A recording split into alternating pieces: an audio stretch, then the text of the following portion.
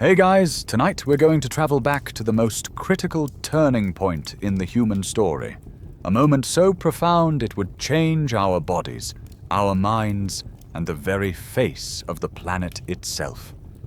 We're going to investigate the agricultural revolution, and by the end, we'll be able to ask that terrifying question: was it our greatest achievement or our worst mistake? Imagine, we are standing not in a place, but in a time. A vast, dark ocean of time stretching back 200,000 years. This is the lifespan of our species, Homo sapiens. Almost every single sunrise and sunset in that immense span has belonged to a different kind of human. Not different in body or brain, but in their way of being. Before you lies the entire sweep of our existence, a history so long it makes empires and kings seem like flickers of lightning in a slow, deep twilight. Now, from that overwhelming darkness, let's narrow down. See that small flicker of a campfire, maybe 40,000 years ago, somewhere in the grasslands of Ice Age Europe. A small band of people huddles around it. They look just like us. If you dressed one in a t-shirt and jeans, they'd blend in on any modern street. They are us. Over hundreds of thousands of years, these people, our direct ancestors, had spread from Africa to every corner of the old world. They had mastered fire, art, and language. They had survived ice ages and supervolcanoes, becoming the most adaptable and successful large animal on the planet. So why did they, after flourishing for a period 100 times longer than the Roman Empire, decide to give it all up? Why did they abandon a lifestyle that had proven successful for millennia to gamble on a new, unproven, and back-breaking way of life? And was the world they created truly better than the one they lost?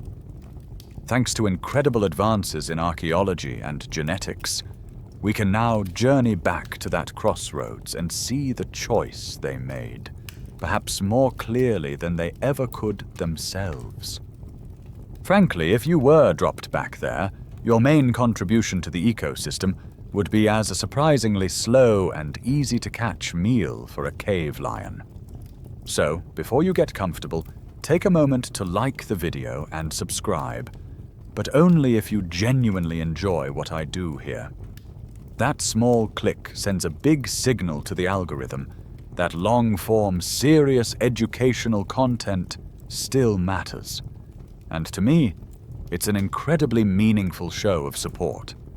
Thank you so much for helping keep this channel going strong.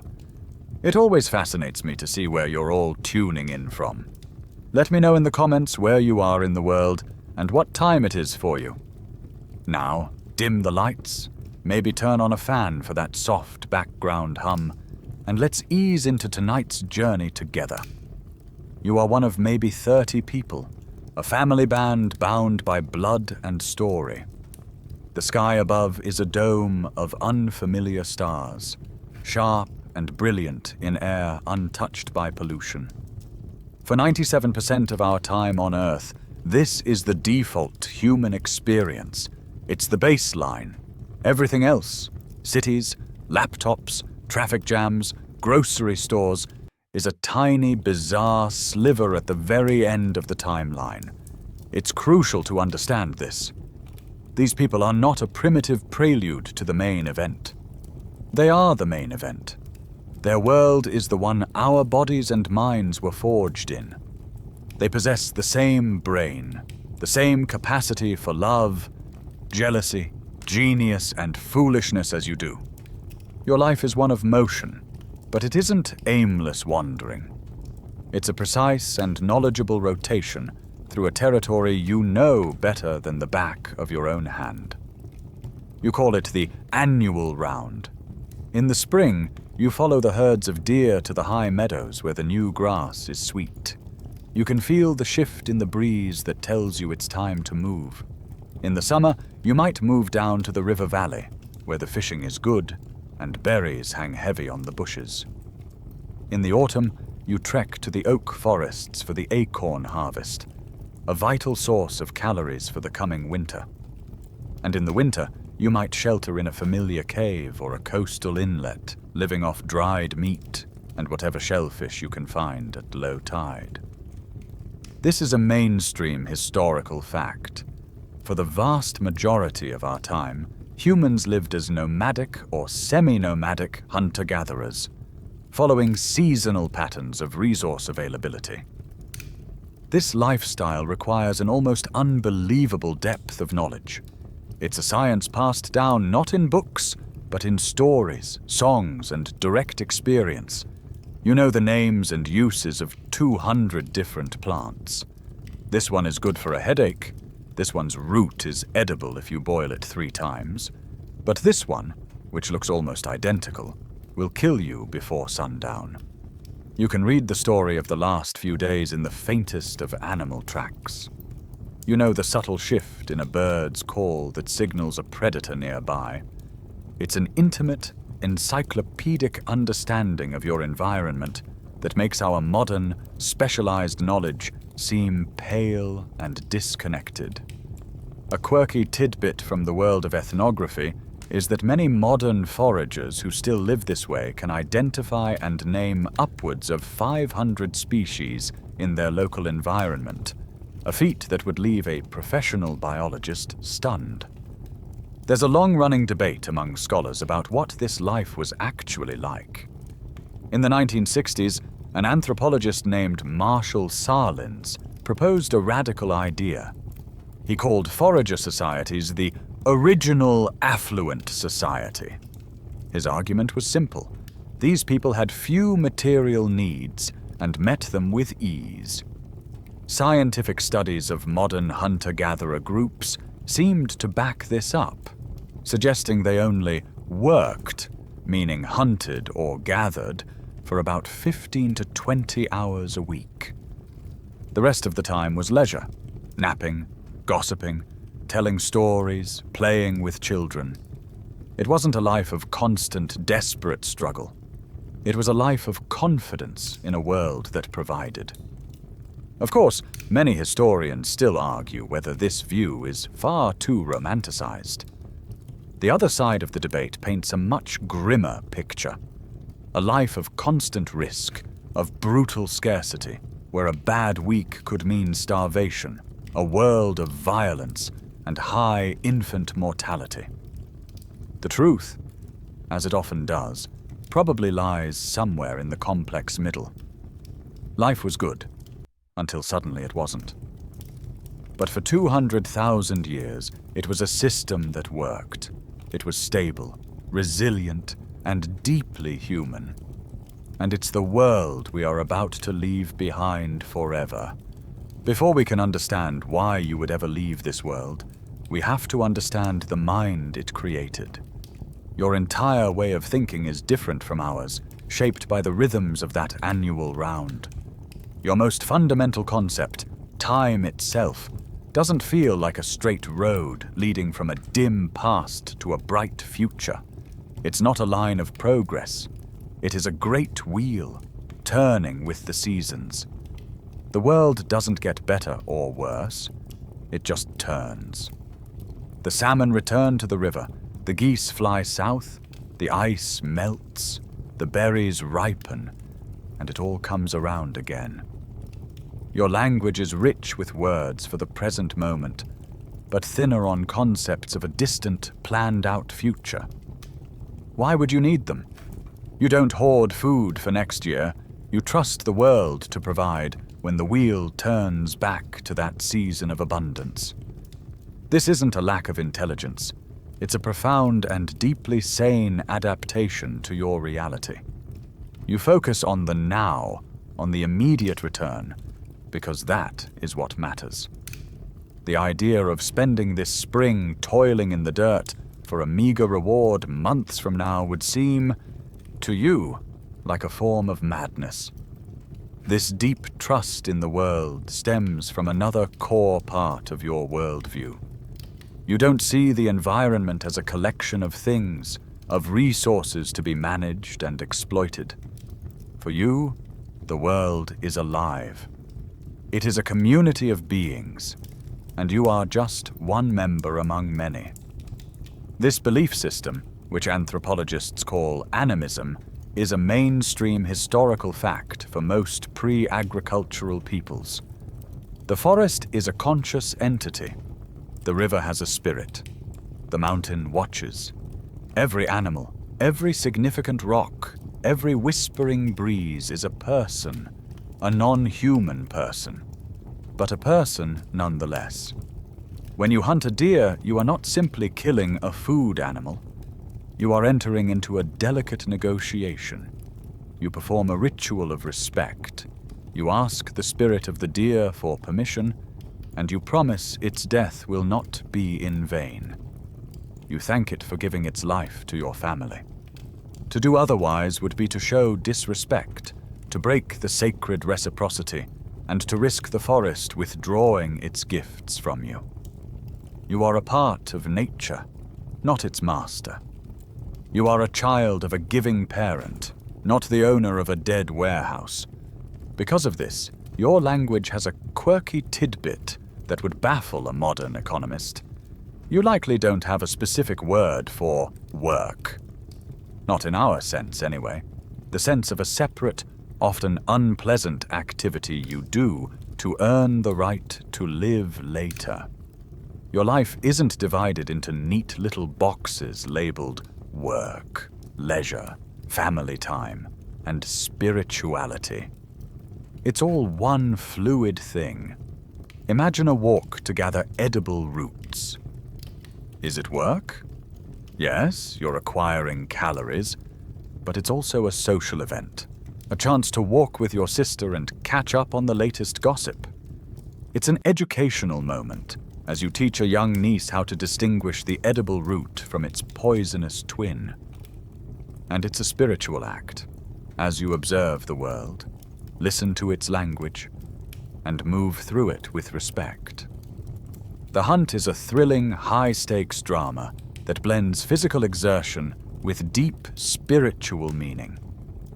Even chipping away at a piece of flint to make a new spearhead is a creative act, a form of meditation. Your life is integrated in a way we can barely imagine. The idea of spending 8 hours a day in a cubicle, divorced from nature, family, and meaning, just to earn abstract tokens of currency, well, you'd probably think we were the primitive ones. And you would be right, in a way. Don't for a second fall for the old trope that these ancestors were simple or brutish. The scientific evidence of their cognitive and technical sophistication is overwhelming, and it's written in stone. For hundreds of thousands of years, humans used a tool-making method known as the Levallois technique. To understand it, imagine you want to make one perfect sharp flake from a piece of flint. You don't just whack it. Instead, you have to meticulously prepare the core stone first, chipping away at its edges in a precise sequence. You are essentially creating a blueprint of the final flake on the surface of the core before you strike it off. It's an act of reverse engineering, requiring incredible spatial reasoning, abstract thought, and long-term planning. It proves that our ancestors had brains capable of holding a complex, multi-step process in their minds and executing it perfectly. This wasn't just a craft. It was a science. Anthropologists still debate the full richness of their inner lives, of course, but the physical evidence shows a mind as sharp, as complex, and as capable as our own, just running on a different and perhaps more holistic operating system. The engine that drives your society, the thing that makes your entire worldview possible, is sharing. You live in what economists call an immediate return system. When you bring food back to camp, a handful of berries, a chunk of honeycomb, or the meat from a successful hunt, it is shared almost immediately among the group. The idea of hoarding it for yourself, of hiding it away for your own private consumption, would be unthinkable. It's not just socially taboo, It's a violation of the deepest logic of your existence. Your survival depends not on what you have, but on what you can give away, knowing that others will do the same for you.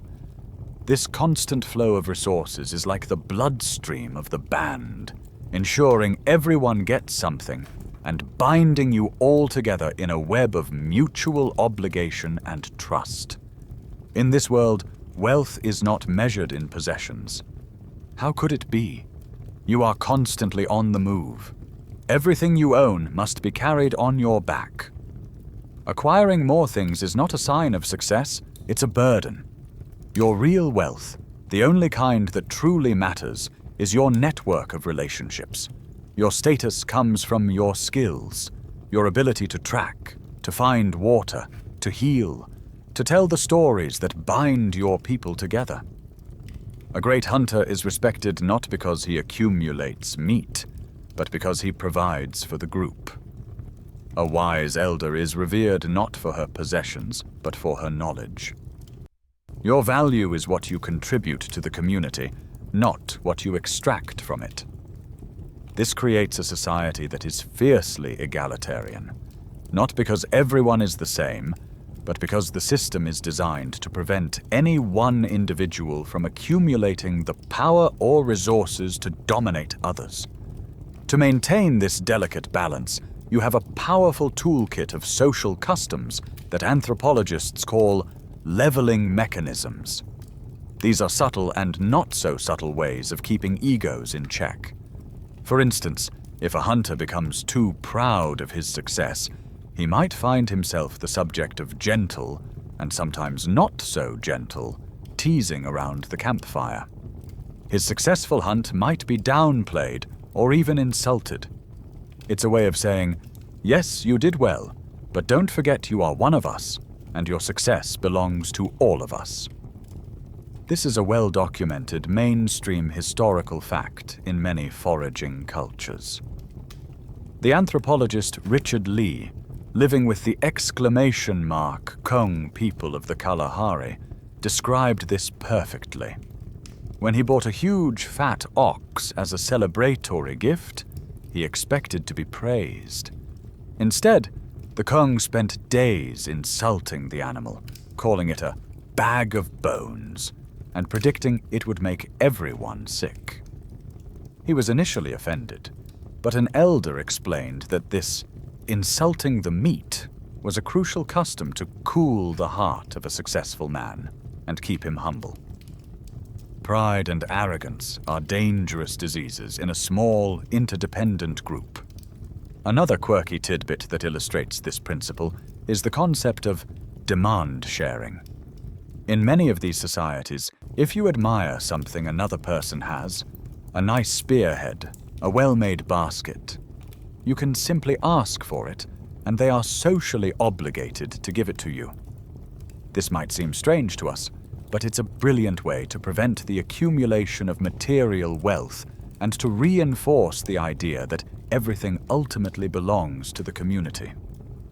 Possessions flow constantly from person to person, preventing jealousy and solidifying social bonds. It's the ultimate expression of a world where relationships are valued more than things. The scientific evidence for this egalitarian ethos is found in the archaeological record itself. For hundreds of thousands of years, burials are simple, with few grave goods. There's no evidence of chiefs or kings, no palaces or temples. The physical record reflects a society of equals, a long dream time of shared existence before the invention of inequality. Historians still argue about the exact nature and extent of this egalitarianism, but its presence as a core organizing principle of forager life is undeniable. It's the social glue that holds your world together. This social world of sharing and humility, this mental world of cycles and spirits, is reflected in the very vessel you inhabit, your body. It is a powerful and resilient machine, honed by millennia of adaptation to this specific way of life. Let's start with the fuel you put into it. Your diet is unbelievably varied. Forget the fad diets of the 21st century. You are living the original one, and it's more diverse than you can imagine. Over the course of a year, you might consume over 100 different species of plants. There are nuts and seeds rich in healthy fats, succulent berries bursting with vitamins, tough roots you have to cook for hours to unlock their starchy goodness. You supplement this with a dizzying array of proteins. Honey and bee larvae are a prized sweet treat. Crickets and grubs, roasted over the fire, provide a crunchy, nutty snack. You catch fish in the rivers, snare birds in the sky, and of course, you hunt larger game, from wild boar to the occasional massive aurochs. This incredible dietary breadth is your greatest health insurance. It ensures you get a full spectrum of vitamins, minerals, and nutrients that a simplified diet could never provide. If one food source fails, there are dozens of others to fall back on. Your physical fitness is not something you have to work on. It is simply a byproduct of being alive. There is no gym, no scheduled workout. Your life is the workout. You walk, on average, 5 to 10 miles a day. Not a brisk power walk on a flat sidewalk, but a challenging trek over uneven terrain, through forests and across streams. You squat to dig for roots. You climb trees to get to honey.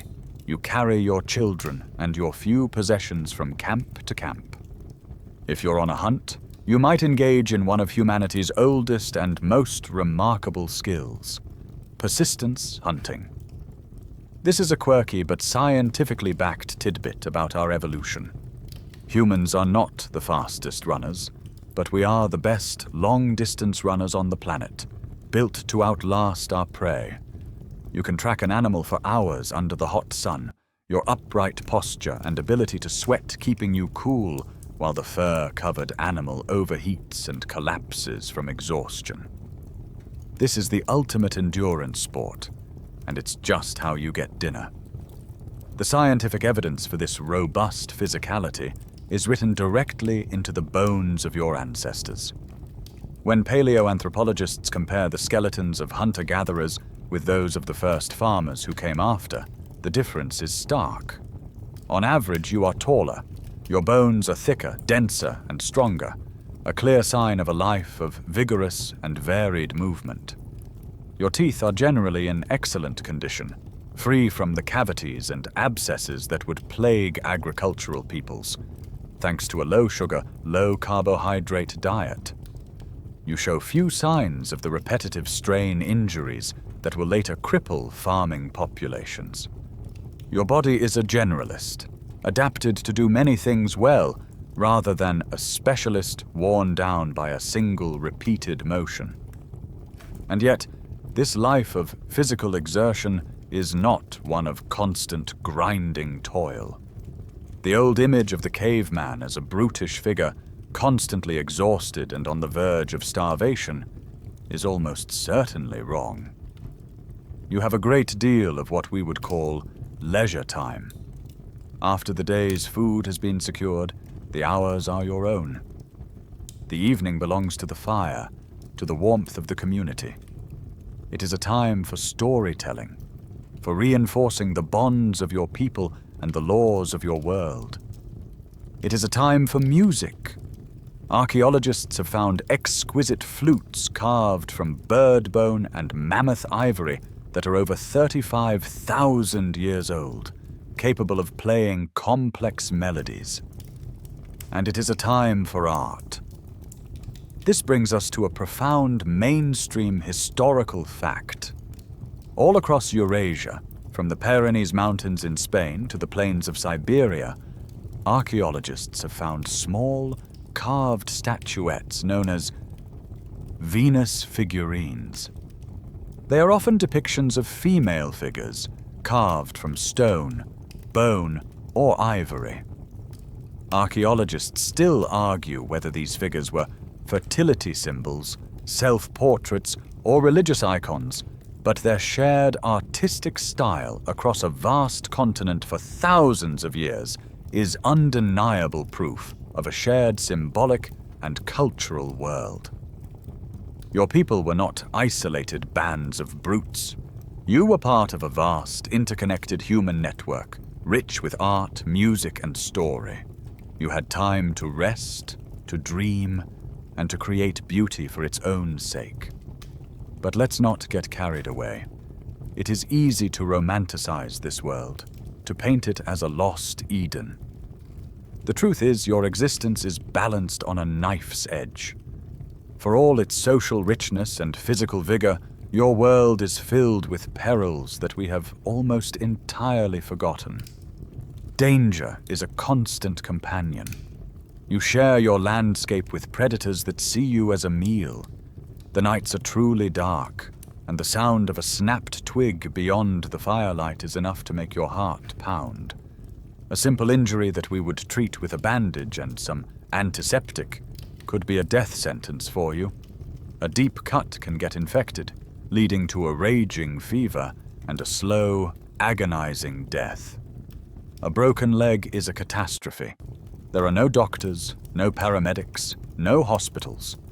Your people have a deep knowledge of medicinal plants, but there is no cure for catastrophic trauma or overwhelming infection. Beyond the immediate threats of tooth and claw, there is the ever-present risk of scarcity. The world is giving, yes, but it is not always consistent. A drought can parch the land, causing the berry bushes to wither and the game to migrate away. A long, harsh winter can exhaust your stores of dried meat.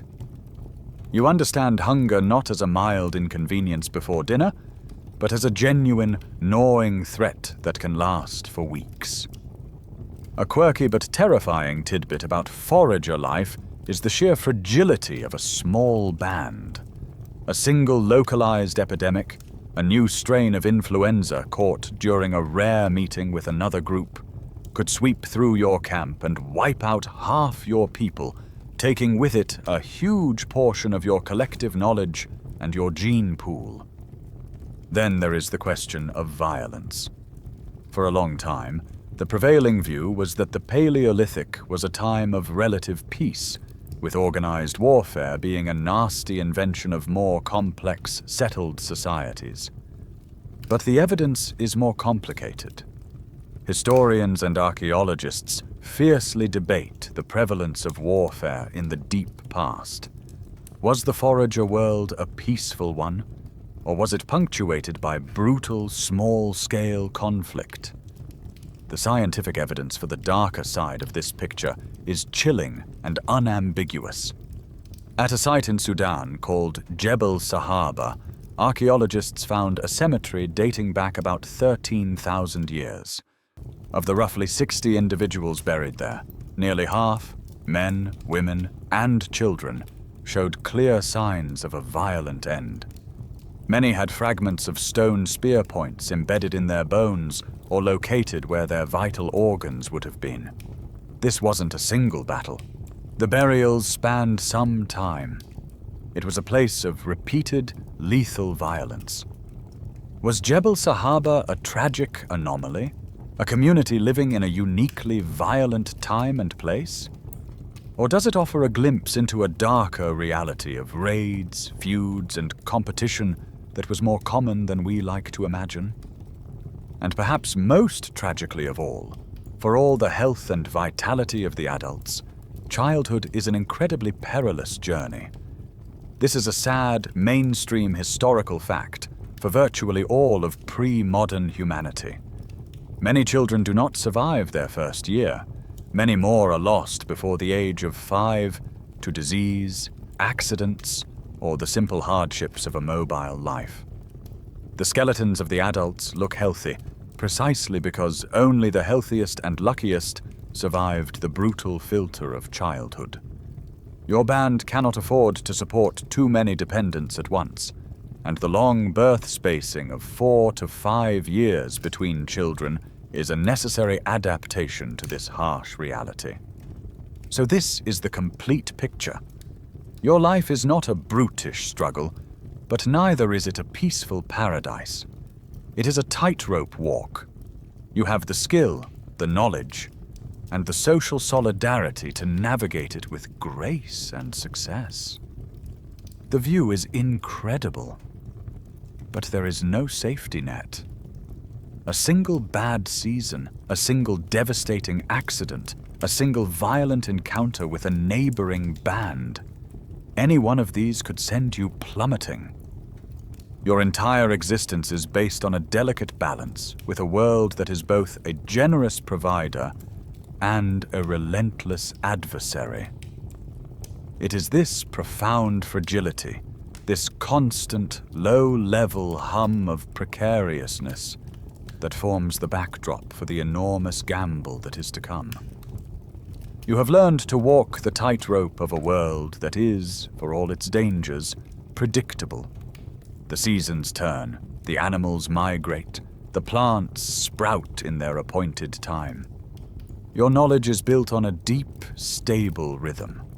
But what happens when the tightrope itself begins to thrash and sway?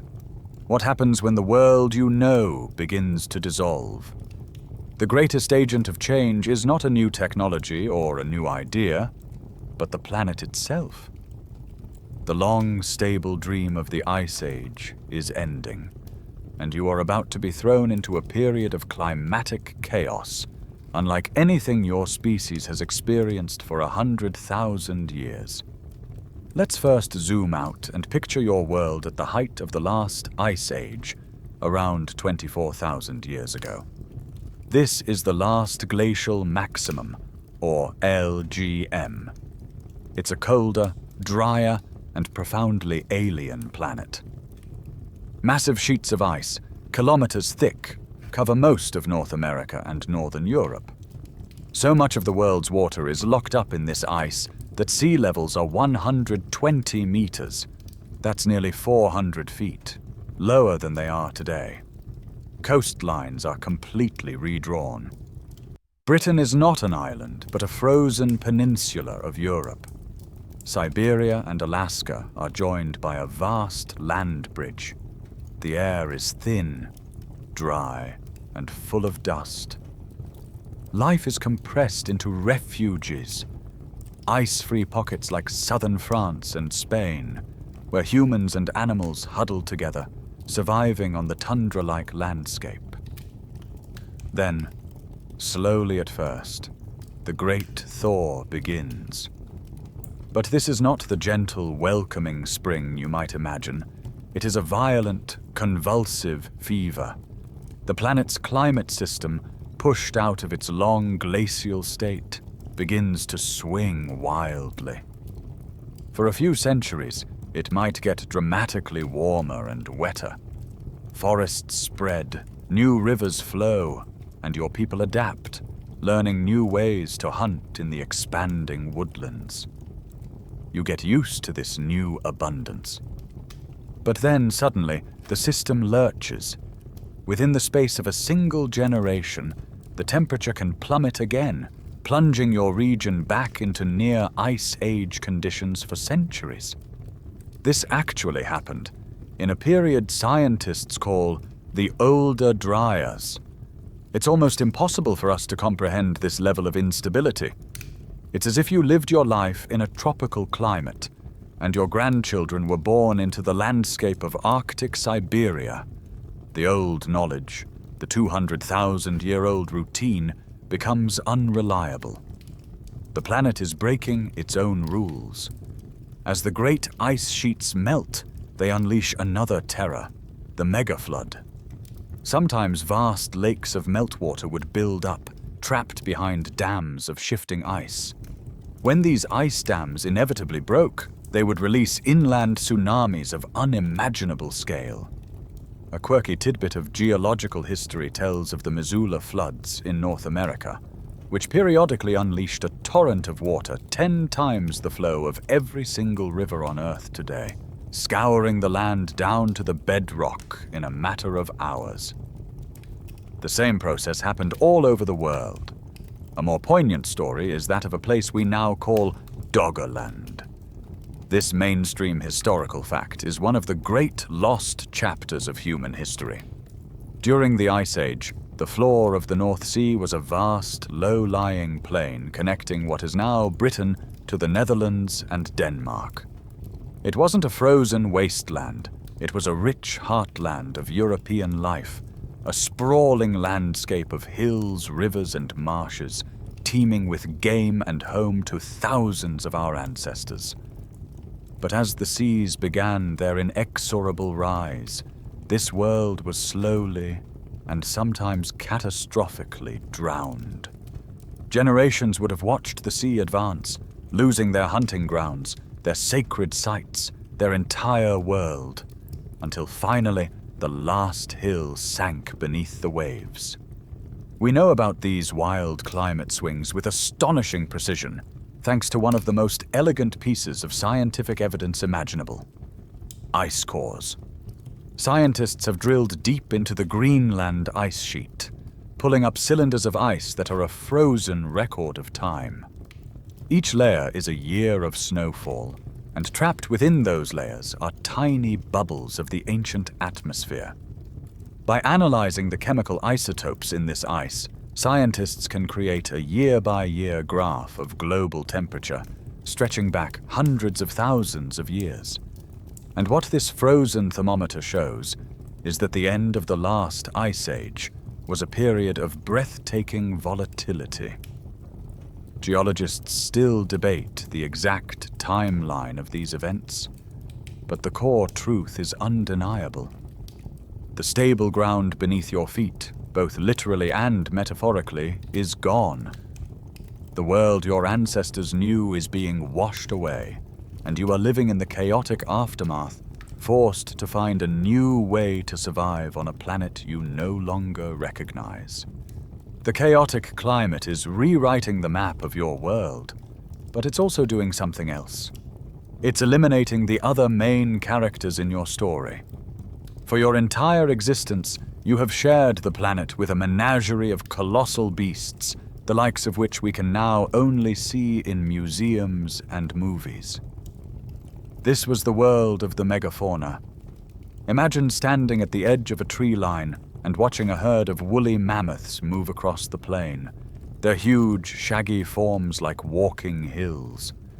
Picture the ground shaking as a woolly rhinoceros, a tank of muscle and horn, charges past.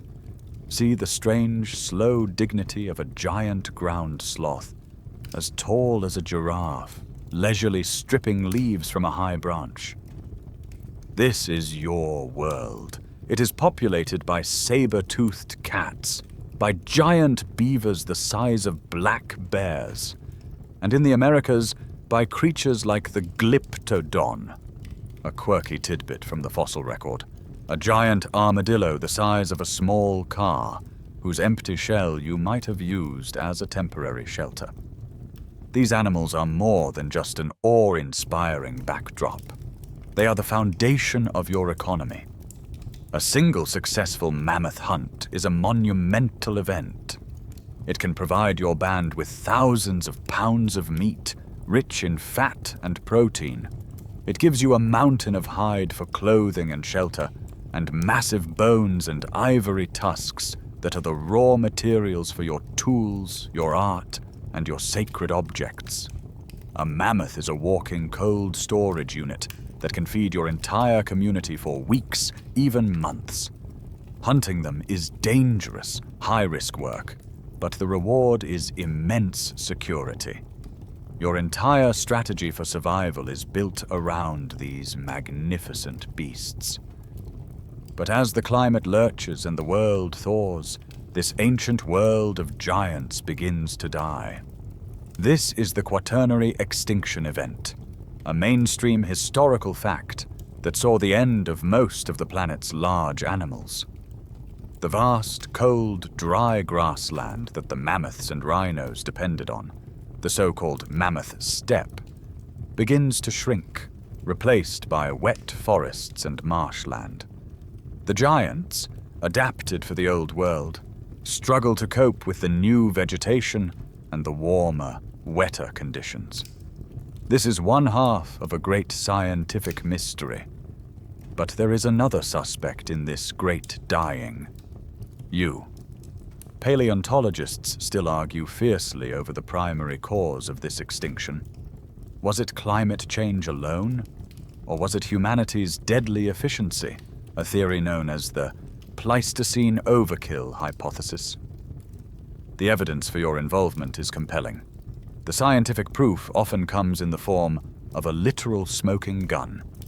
A beautifully crafted stone spear point, like the famous Clovis points of North America, found nestled among the fossilized ribs of a mammoth. There is no doubt that you hunted these animals, and that you were terrifyingly good at it. You had new technologies, like the atlatl or spear thrower, which acted as an extension of your arm, allowing you to hurl a spear with much greater force and accuracy.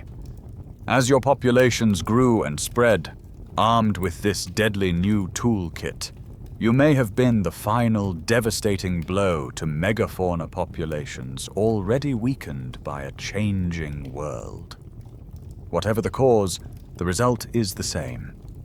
The giants are disappearing.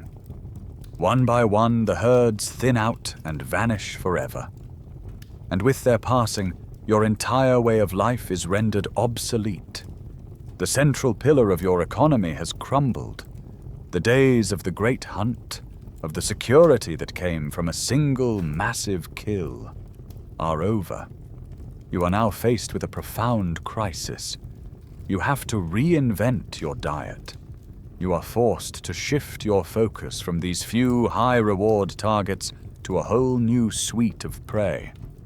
The age of giants is replaced by the age of small, fast animals. Your new targets are the ancestors of the animals we know today. Gazelles, wild goats, deer, rabbits, and birds. These creatures are not walking larders like the mammoth.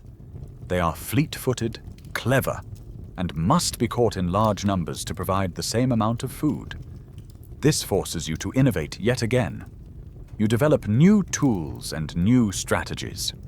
The bow and arrow, a complex and brilliant invention, becomes more common, perfect for taking down a fast-moving deer from a distance. You weave intricate nets to catch flocks of birds or schools of fish. Your focus shifts from quality to quantity, from the big kill to 1,000 tiny harvests. This is a successful adaptation, a testament to your resilience. But it also subtly changes your relationship with the world. Life becomes a bit more of a scramble, a bit more of a grind. The age of epic hunts is over, and the age of relentless, diversified effort has begun. So let's take a moment and feel the squeeze. The planet itself is unpredictable, lurching between warm and cold. The giant, walking food lockers that were the mammoths and rhinos are gone.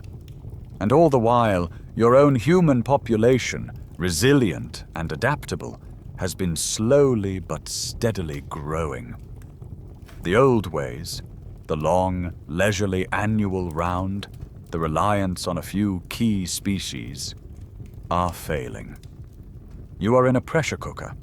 There are more mouths to feed, but the world is offering up its bounty in a confusing and stingy new way. You can't just walk away from the problem, because every neighboring territory is feeling the same squeeze.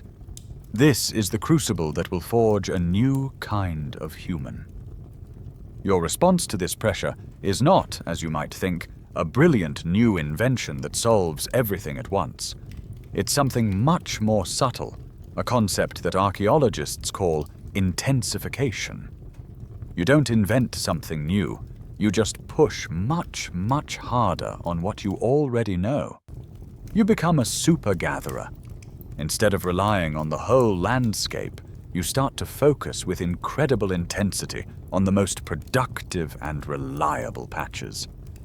You learn to exploit resources you might have previously ignored. You start harvesting huge quantities of small seeds, nuts, and wild grasses that require an enormous amount of effort to collect and process, but which grow in dense, predictable stands. This is the heart of what's known as the broad-spectrum revolution, a mainstream historical fact describing this period of dramatic dietary diversification. Archaeologists still debate whether this was a sign of newfound cleverness, humans figuring out how to unlock new food sources, or a sign of desperation as people were forced to eat less desirable fallback foods because the good stuff was gone. The most stunning evidence for this new way of life comes from a single miraculous archaeological site. Imagine standing on the shore of the Sea of Galilee in modern-day Israel. In 1989, a severe drought caused the water level to drop dramatically, revealing the remains of a 23,000-year-old hunter-gatherer camp, perfectly preserved in the anaerobic mud. This site, named Ohalo II, is a snapshot, a fossilized moment in time that completely upended our understanding of the run-up to agriculture. Here, archaeologists found the remains of brush huts, hearths, and a human burial. But the real treasure was the astonishing collection of over 90,000 charred plant remains. This is the scientific evidence. The smoking gun. The people of Ohalo II were collecting and processing over 140 different species of plants. And crucially, a huge portion of these were wild wheat and barley. They were harvesting these wild cereals in enormous quantities. And we know what they were doing with them. They left behind a large, flat, grinding stone, a quern. When scientists examined its surface under a microscope, they found the fossilized starch grains of those same wild grasses. 23,000 years ago, that's more than 12,000 years before the official start of agriculture, your ancestors were already harvesting wild grains, bringing them back to a semi-permanent camp and grinding them into flour. This is a revelation, a quirky but mind-boggling tidbit from even further back in time. A 30,000-year-old pestle found in an Italian cave also showed traces of oat flour, suggesting this practice is ancient indeed. This new intensive lifestyle required a new toolkit, and these tools tell a story. You begin to manufacture flint sickle blades in large numbers. When these blades are used to harvest silica-rich grasses like wheat, they develop a very specific glossy polish along the cutting edge. Finding blades with this sickle sheen is a dead giveaway for large-scale grain harvesting. But the most significant new tool is that heavy grinding slab, the quern. A large stone quern can weigh 50 pounds or more. It is a massive investment of time and energy to create. And it is not something you carry with you. A quern is an anchor. It's a piece of furniture for a home, not a tool for a nomad. Alongside these grinders, you start digging the first storage pits, lining them with clay to keep your harvested seeds dry and safe from pests. Think about what this means. The entire toolkit for a farming life, sickles for harvesting, grinders for processing, pits for storage, is invented and put into widespread use thousands of years before a single seed is deliberately planted. You are not yet a farmer. You are a super-efficient, semi-sedentary forager. But you have begun to tether yourself to the land and to the specific stands of wild plants that now sustain you.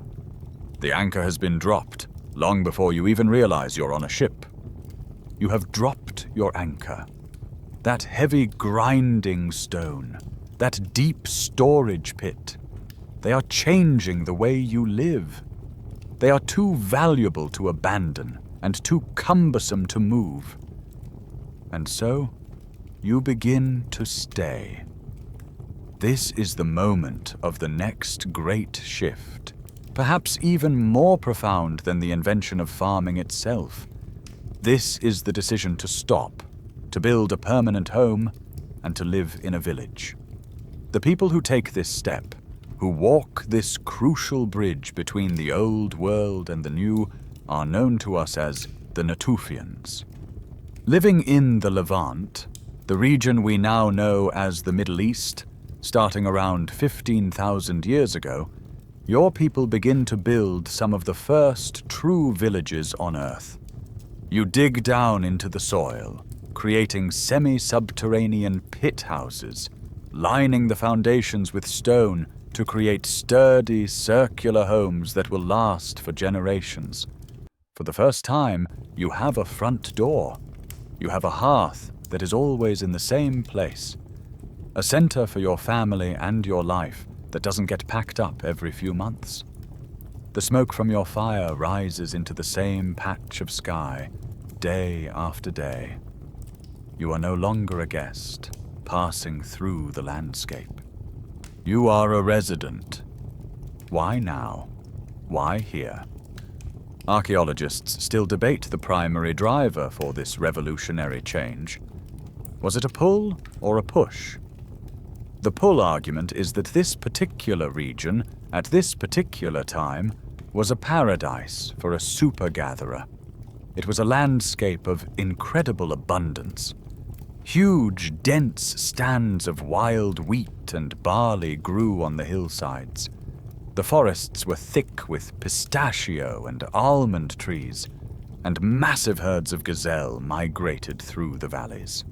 The mainstream historical fact is that the Natufian culture represents a clear case of sedentism before agriculture. They were still technically hunter-gatherers, but they had hit the jackpot. Their annual round may have shrunk from a 100-mile trek to a 10-mile stroll.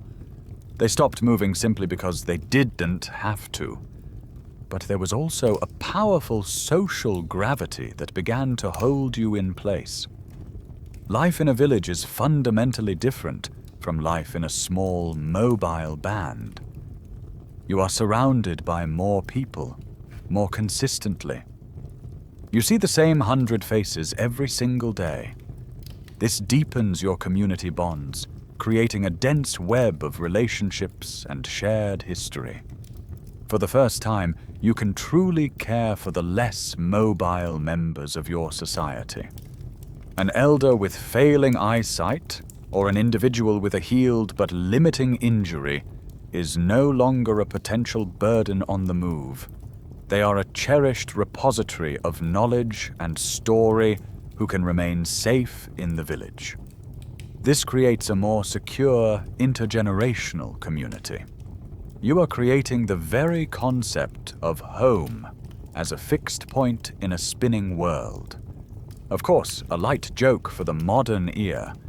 This is also the very first time in human history you could have a truly annoying neighbor that you couldn't just walk away from. The most powerful anchor, however, is not made of stone or social convenience. It is made of bone and spirit. You begin to bury your dead in a new way. No longer are they interred in a random cave or a special place on the trail. You bring them home. You dig graves in the open spaces of the village, or, in the most profound gesture of all, directly beneath the packed earth floors of your own houses. Imagine the act of burying your mother, your father, your child, just a few feet from where you sleep. The house ceases to be just a shelter for the living. It becomes an ancestral home, a monument that binds the generations together. The scientific evidence from sites like Ain Malaha in Israel shows these intramural burials clearly. This practice creates an emotional and spiritual tether that is almost impossible to break. How can you abandon this place? This is not just where you live. It is where your ancestors rest. It is their final home and yours. A quirky tidbit is that some of these burials are incredibly elaborate, with individuals decorated in shells and animal teeth, showing a deep reverence and a complex ceremonial life. Leaving the village would now mean leaving the dead behind, a spiritual abandonment too heavy for most to contemplate. The anchor is set, and it is hooked deep into your very soul. You have anchored yourself to your home with the bones of your ancestors. But what if the spiritual gravity holding you in place is even stronger than that? What if, before you even committed to permanent villages, you first built a cathedral?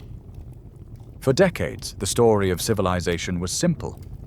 First came farming, which created a food surplus. That surplus allowed people to settle in villages, which grew into cities. Only then, with a stable and well-fed population, could you afford the luxury of monumental architecture and organized religion. In 1994, that entire story was blown apart by a discovery on a dusty hilltop in southeastern Turkey. A German archaeologist named Klaus Schmidt was re-examining some old survey notes about a place called Göbekli Tepe, which means Potbelly Hill. Local farmers had always found unusual, massive slabs of limestone in their fields and moved them aside, assuming they were just old boundary markers. But Schmidt, looking at the sheer scale of the stones and the flint chippings that littered the hill, had a different idea. He began to dig. And what he uncovered would rewrite the first chapter of human history. He found not a village, not a settlement, but a vast and sophisticated ritual complex, a temple. And the dating was shocking. It was built around 11,600 years ago, making it the oldest known megalithic structure on Earth. This is a mainstream historical fact that still boggles the mind. Göbekli Tepe is more than 6,000 years older than Stonehenge and 7,000 years older than the pyramids of Giza. Let's take a walk through it. You are standing in one of several large circular enclosures dug out of the hillside. Around you, arranged in a ring, are enormous T-shaped pillars of limestone. They are huge, some standing nearly 20 feet tall and weighing up to 16 tons.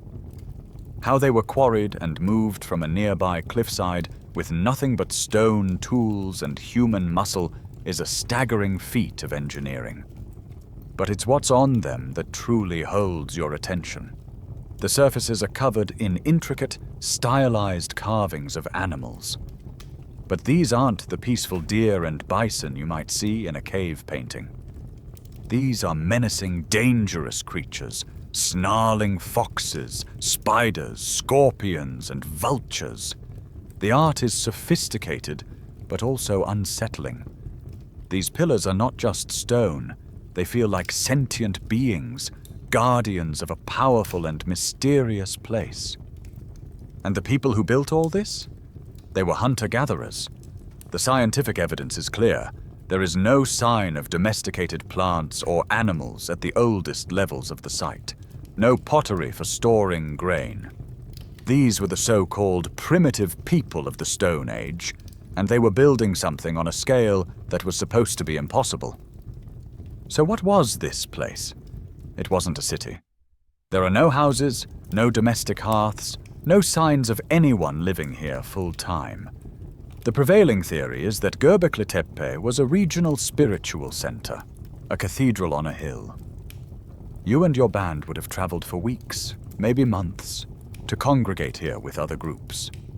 You would have worked on quarrying and raising new pillars, feasted on the thousands of animal bones, mostly wild gazelle and aurochs, that archaeologists have found at the site, and participated in rituals within these powerful stone circles. It was a place to reaffirm your shared beliefs, to forge alliances, and to be part of something much larger than your own small band.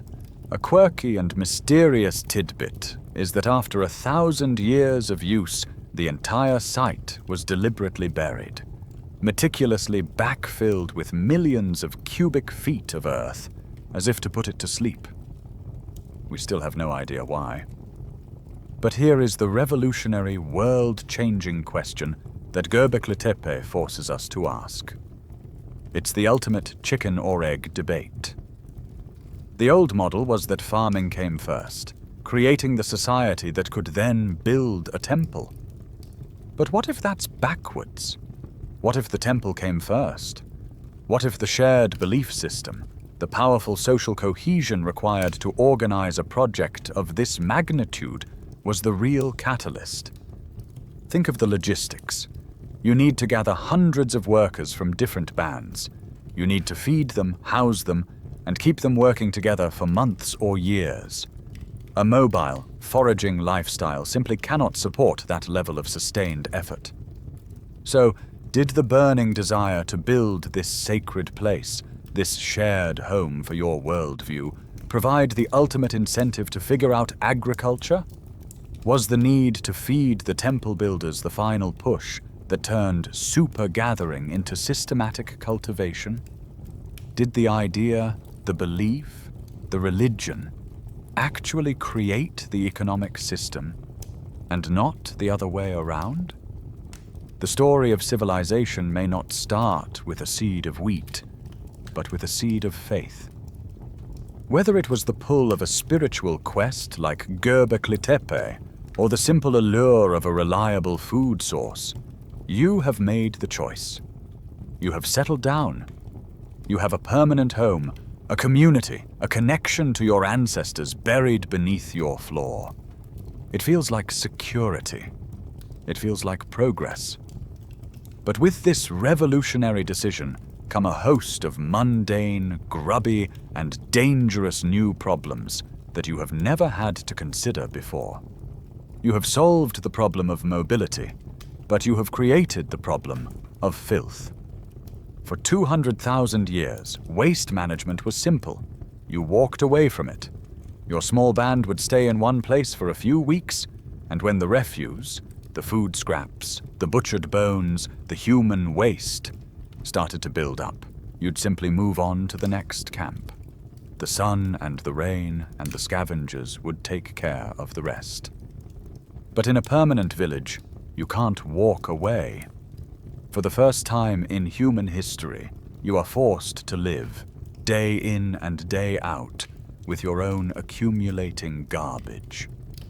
A mainstream historical fact of early settled life is the creation of the midden, the trash heap. It piles up at the edge of the village, a festering mound of everything you discard. It smells, and it sends out an open invitation. This invitation is eagerly accepted by a host of new, unwelcome neighbors. Rats and mice, once just wild animals of the fields, discover that your village is a paradise. Your garbage heaps are a permanent buffet, and your new storage pits, full of harvested grain, are a 5-star restaurant.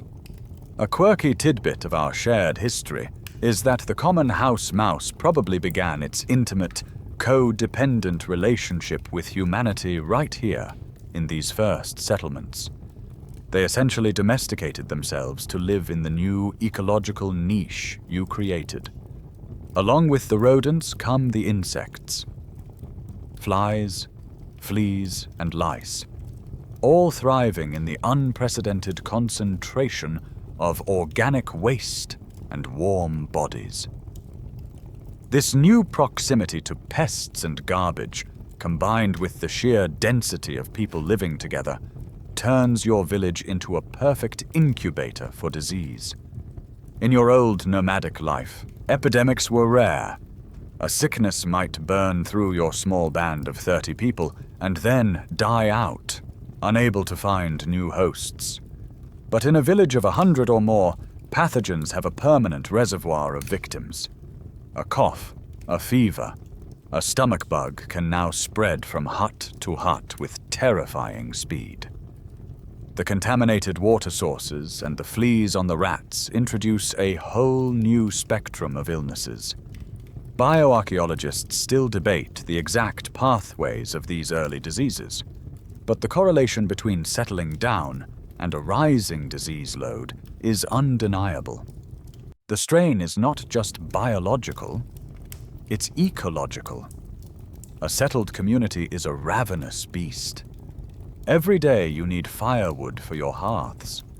At first you gather it from the trees and shrubs right next to the village. But soon, that wood is gone. You are forced to walk further and further afield, a journey that takes more time and energy each year. You create a halo of depletion around your home. The local game is hunted out. The most desirable wild plants are over-harvested. In your nomadic life, you would have moved on, allowing the land to recover. But you can't. You are anchored here. This creates a new kind of tension, a low-level anxiety about the sustainability of your very existence. The final, grim proof of this dark side is written in the bones of your people. The scientific evidence from Natufian skeletons is clear and sobering. When compared to the remains of their more mobile ancestors, your people show the first signs of a statistical increase in skeletal lesions associated with infectious disease. There is more evidence of physiological stress during childhood, recorded as permanent defects in tooth enamel. While your ancestors' bones were generally long and robust, yours are the first to show the subtle signs of a harder, less healthy life. You have gained the security of a permanent home, but you have paid a steep price in hygiene, health, and environmental stability. The cracks in this new foundation are already beginning to show, long before you ever plant your first seed. You are living in a new, fragile balance. Your village is a home, but it's a home beset by new problems of disease and resource strain. Still, you are making it work. You are adapting. But the planet, the ultimate author of this story, has one more devastating plot twist in store for you. Just as you have committed to this new way of life, just as you have tethered yourself to a specific piece of land, that land is about to betray you. The great chaotic thaw of the Ice Age has a final, brutal surprise. A planetary cold snap. This event is known to science as the Younger Dryas. Around 12,900 years ago, the warming trend that had been melting the glaciers for millennia suddenly and catastrophically reversed. Within the space of just a few generations, temperatures in the northern hemisphere plunged, returning the world to near Ice Age conditions. This is a mainstream historical fact, a climatic whiplash of incredible proportions. The winds turned cold and dry. The rains stopped coming. The lush forests of the Levant, the paradise that had allowed you to settle down, withered away. The landscape was transformed into a sparse, dry steppe, much like it had been thousands of years before. For you, the settled Natufians, this is an existential catastrophe. The foundation of your entire society, the dense stands of wild wheat, the abundant nut groves, the reliable herds of gazelle, is pulled out from under you. The world that fed you and allowed you to stay put is gone. The logical response, the response that defined your species for 200,000 years, would be to move. To pack up your few belongings, leave your troubles behind, and walk towards a more hospitable land. But you can't. The trap, which has been slowly assembling for generations, is now sprung. You cannot go back to the old way of life for several reasons. First, your population is now too large. Your village supports 100 or more people, a density that was only possible because of the previous era of abundance. A mobile, foraging lifestyle simply cannot feed that many mouths in this new, impoverished landscape. There isn't enough to go around. Second, after generations of living in one place, you may have lost the specific skills and the encyclopedic mental map needed for a wide-ranging nomadic existence. The traditions of the long annual round are now just stories told by the elders. And finally, there is nowhere to go. The younger Dryas was a regional catastrophe. The neighboring lands you might flee to are suffering just as much as you are.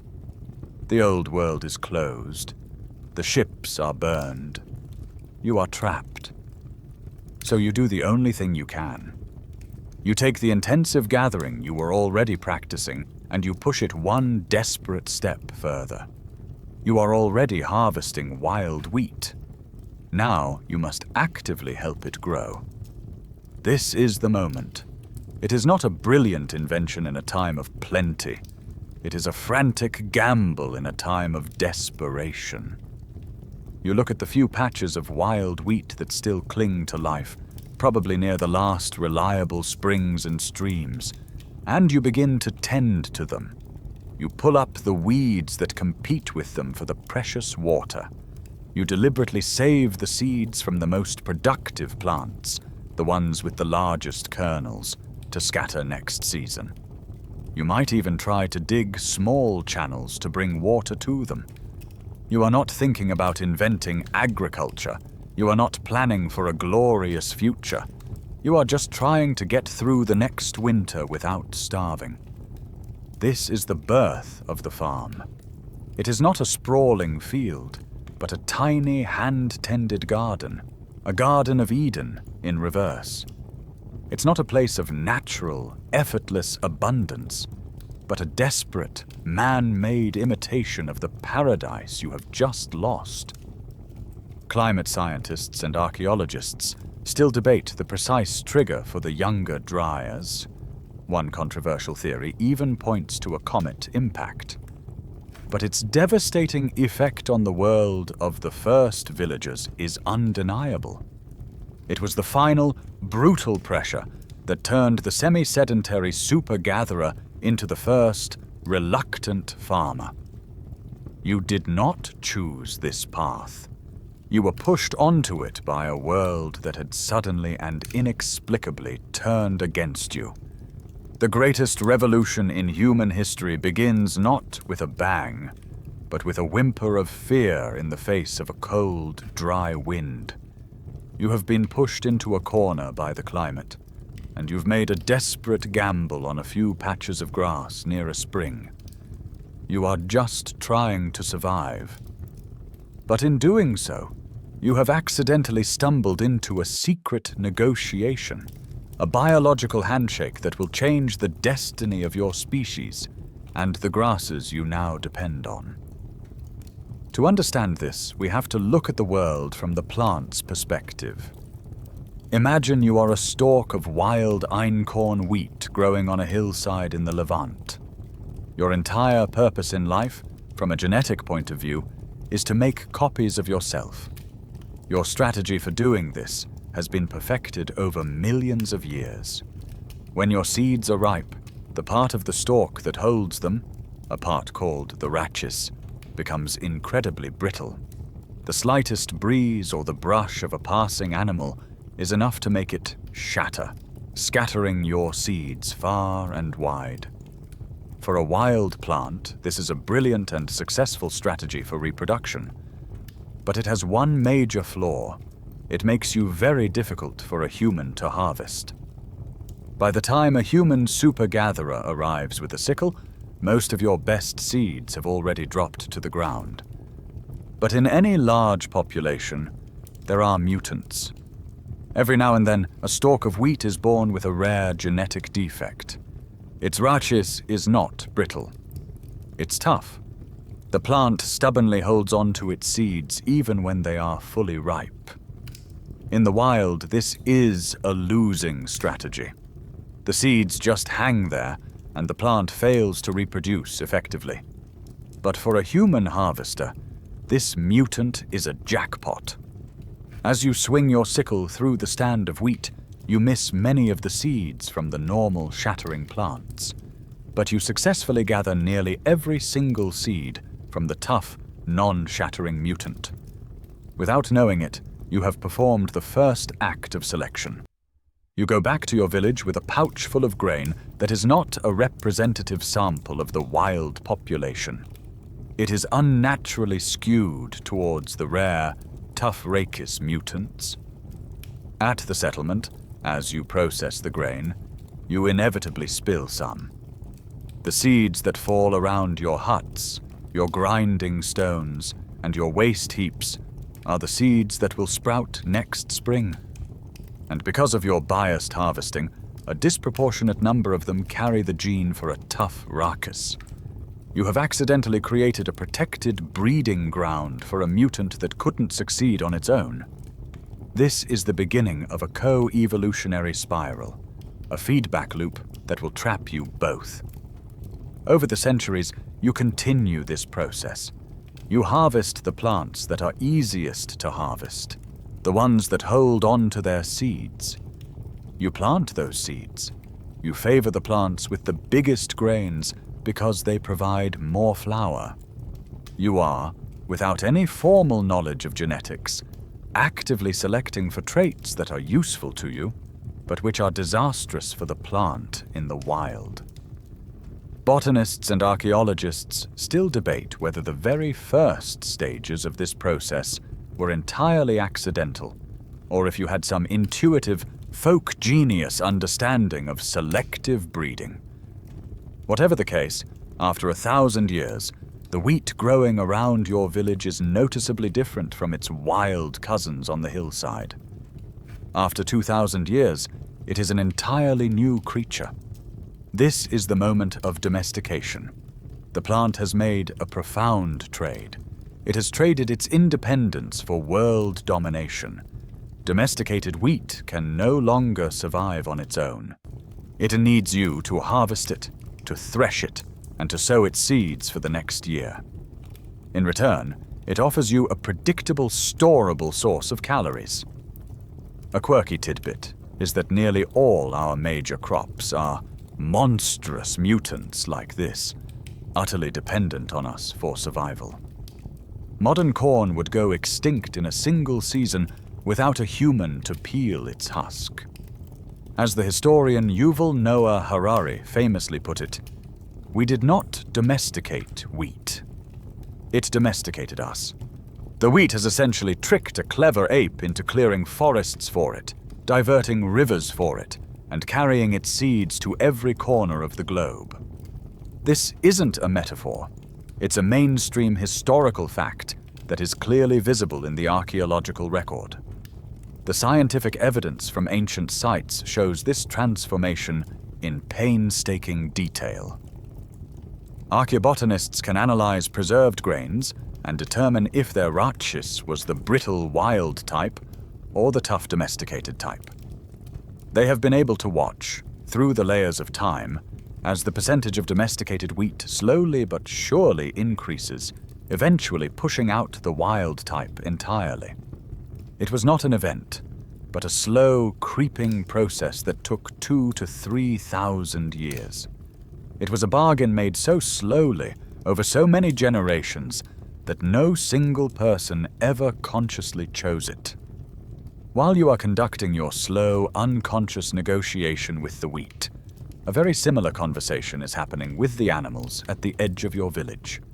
For millennia, your relationship with creatures like wild goats and sheep was simple. You were the hunter, and they were the prey. It was a relationship of distance, of pursuit and lethal encounter. But your new, settled life is rewriting this ancient contract. Your village, with its garbage heaps and the stubble left in your newly harvested gardens, has become an irresistible magnet for herbivores. At first, you probably see them as a nuisance, but soon you realize they are a gift. Why trek for days into the mountains to hunt for goat when a herd of them has decided to live just a few hundred yards from your front door? The relationship begins to shift from one of hunting to one of gardening. You start to tend to this convenient, self-delivering meat supply. This is the beginning of proto-domestication. It's a messy, gradual process, not a single event. First, you simply tolerate their presence. Then you might start driving off the wolves or leopards that prey on them, because you've begun to see the herd as your herd. The next step is the crucial one. You begin to manage or cull the herd. You are a clever predator, and you intuitively understand the logic. Which animals do you remove? You take the aggressive males who are troublesome and dangerous. You take the flighty, nervous animals that are most likely to lead the herd away. Who do you leave? You leave the docile females. You leave the smaller, more manageable males. You are, once again, becoming an agent of unnatural selection. You are actively weeding out the wild traits of aggression, speed, and independence. And you are favoring the traits of docility, submissiveness, and tolerance for humans. Researchers still debate the precise nature of this relationship.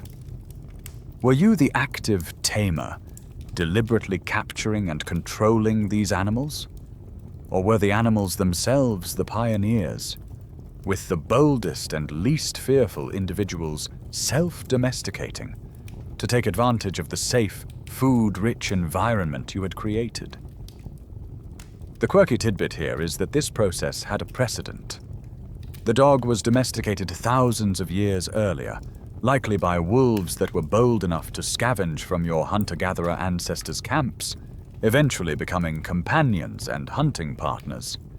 It seems the animals may have knocked on our door first. Whatever the exact sequence, the results are written in their bones. The scientific evidence for animal domestication is unambiguous.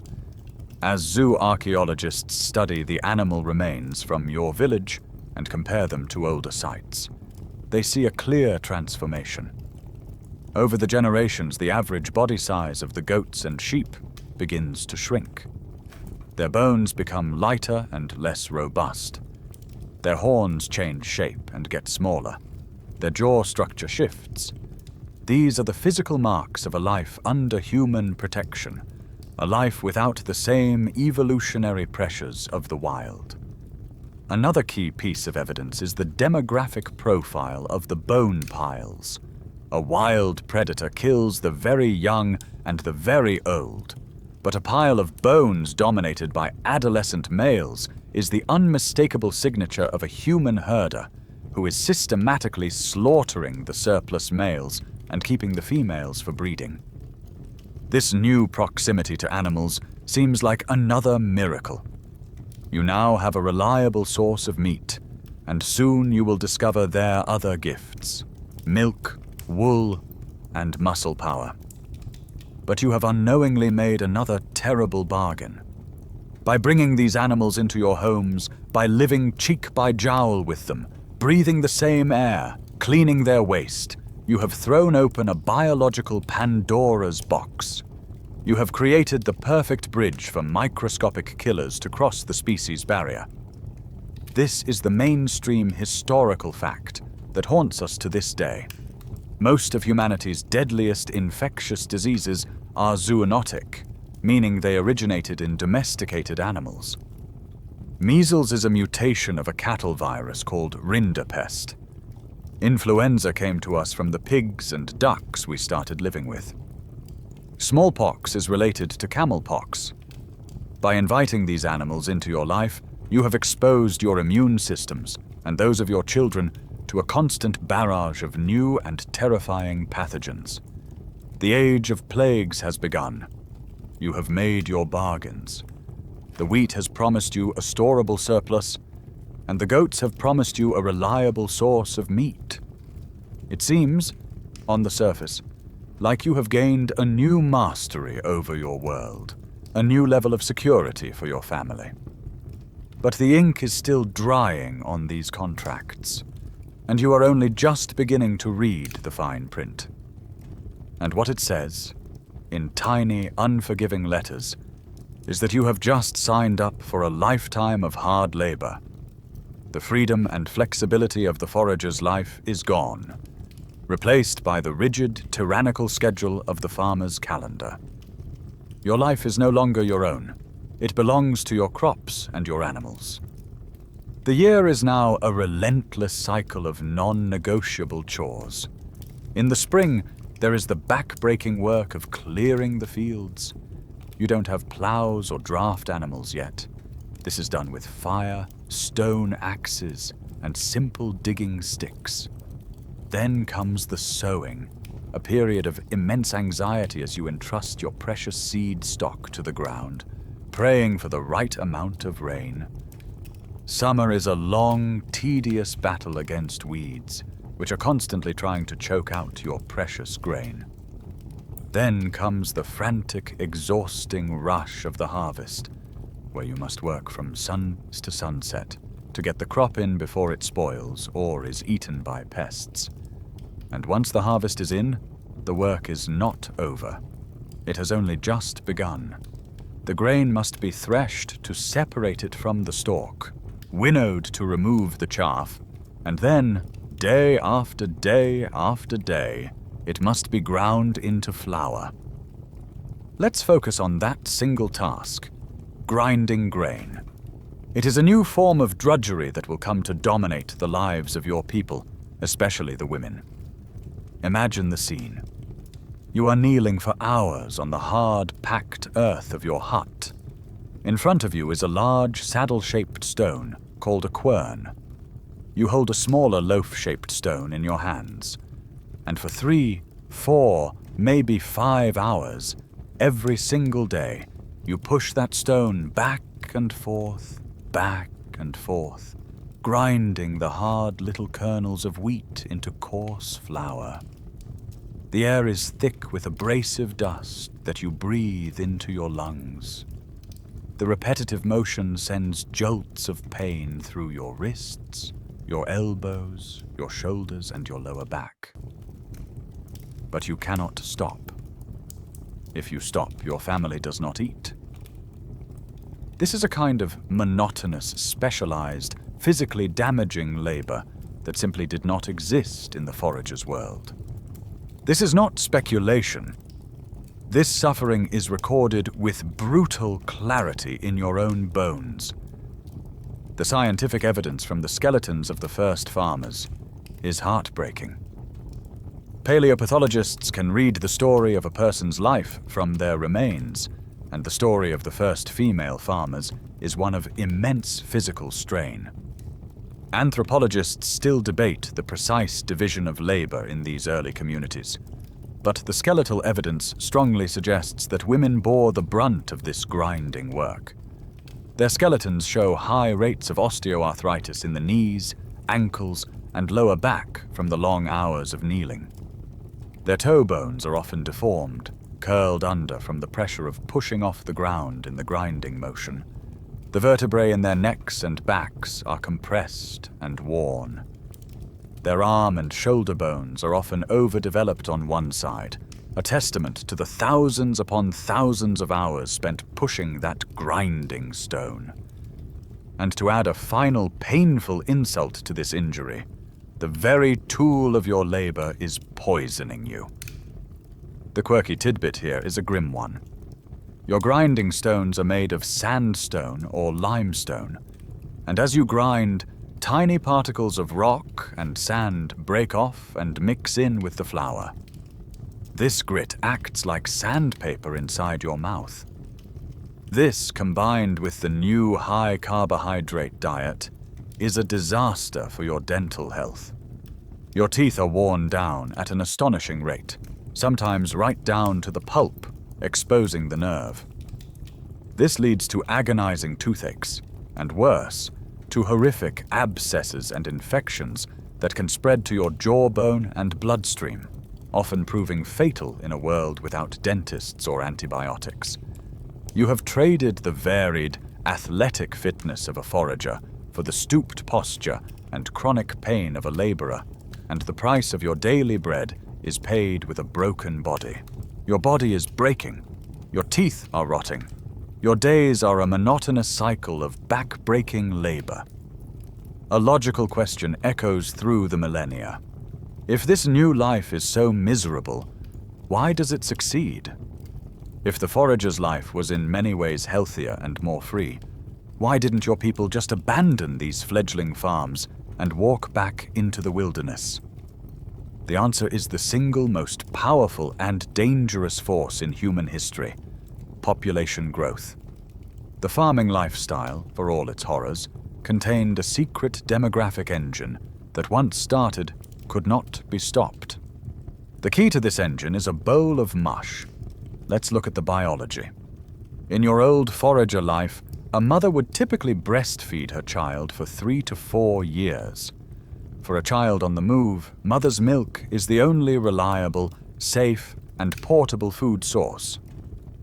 This long period of nursing also has a crucial side effect. It acts as a natural form of birth control, suppressing ovulation and creating a natural child spacing of 4 to 5 years. This wasn't a conscious choice. It was a biological and practical necessity. You can't carry 2 infants at once while walking 10 miles a day, but now you have domesticated cereals. And with them, you have invented one of the most important and world-changing technologies of all time: baby food. You can take a handful of that grain you have worked so hard to grind, add some water, and heat it over the fire. You create a soft, warm, calorie-dense porridge. It's not nearly as nutritious as mother's milk. It lacks the crucial antibodies and balanced fats.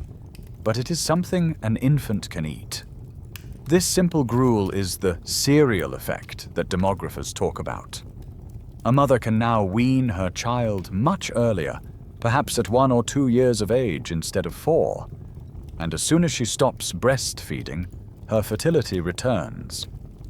The 4 to 5 year birth interval collapses.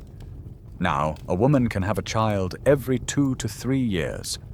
Over the course of her reproductive life, she might give birth to 8 or even 10 children, double the number of her forager grandmother.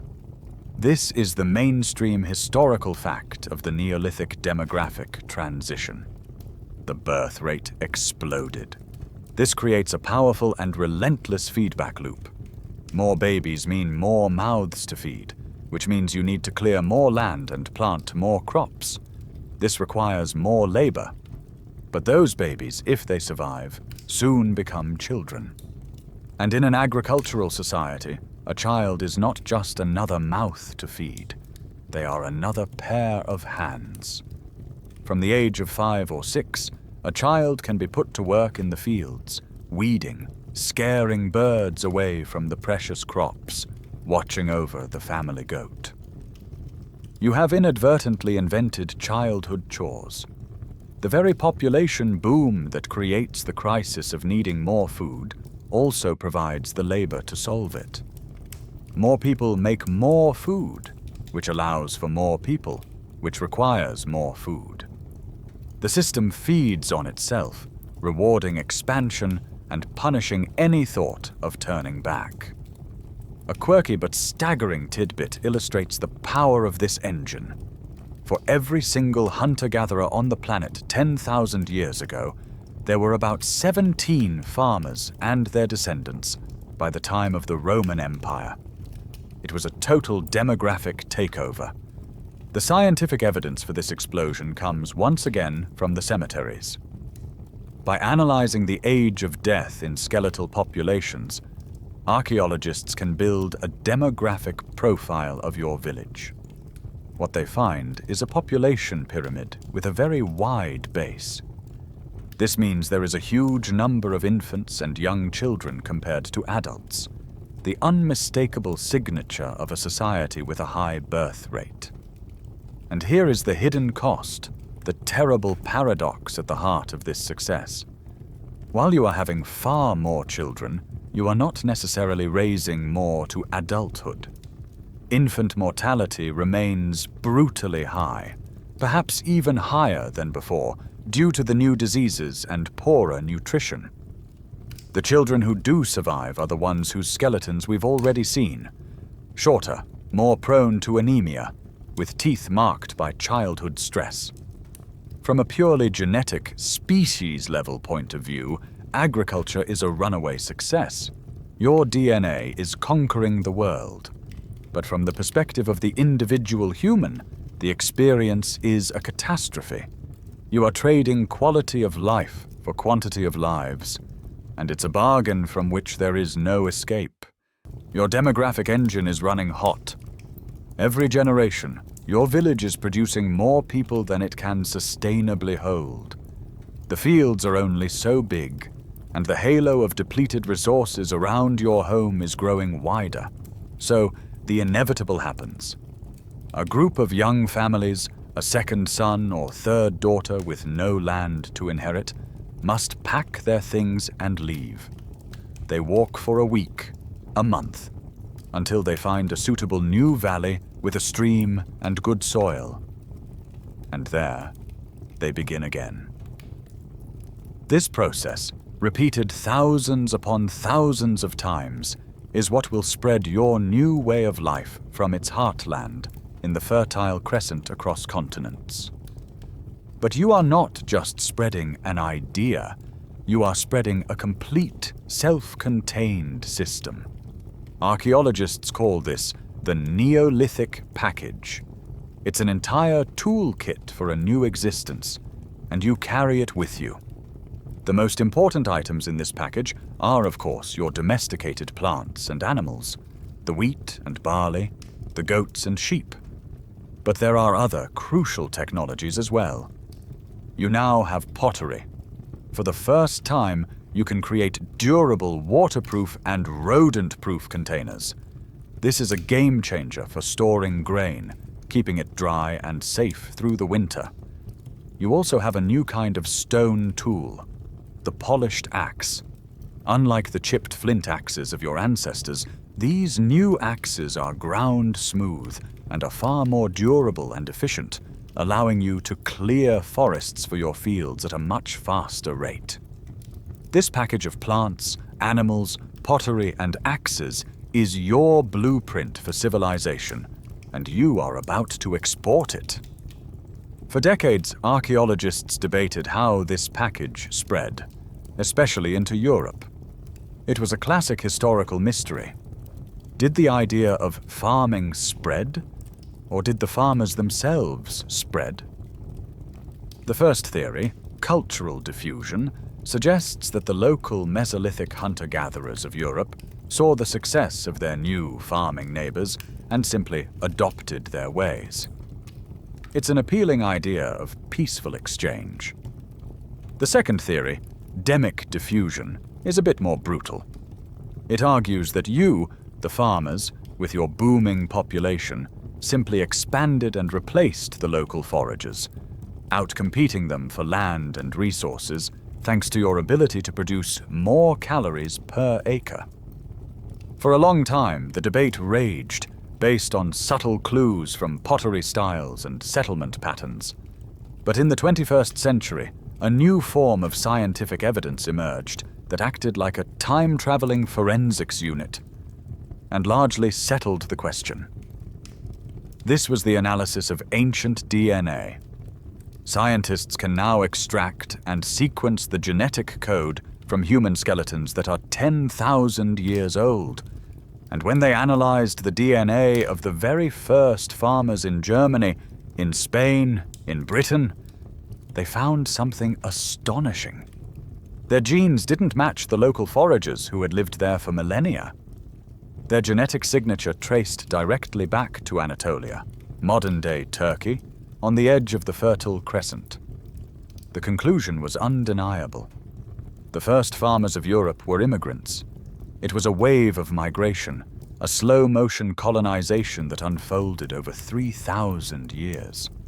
The story is more complex than a simple replacement.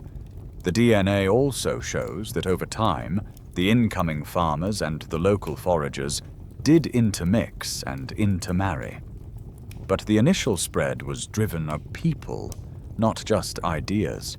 And you didn't just travel by land. We often picture this spread as a slow, creeping wave of settlements. But you were also sailors. In one of the most remarkable and often overlooked chapters of this story, you loaded the entire Neolithic package, your pots, your seeds, your goats and sheep, probably complaining loudly, into dugout canoes and set sail across the open Mediterranean. You colonized Cyprus, an island over 40 miles from the coast, around 10,500 years ago. You leapfrogged to Crete, and then on to Greece. This maritime expansion was faster and more daring than the slow overland spread. It shows a level of planning, coordination, and courage that is breathtaking. It means you weren't just passively expanding due to population pressure. You were actively, deliberately exploring and settling new worlds, carrying the seeds of a new way of life across the sea. A quirky tidbit from the genetic evidence is that these first farmers were almost all lactose intolerant.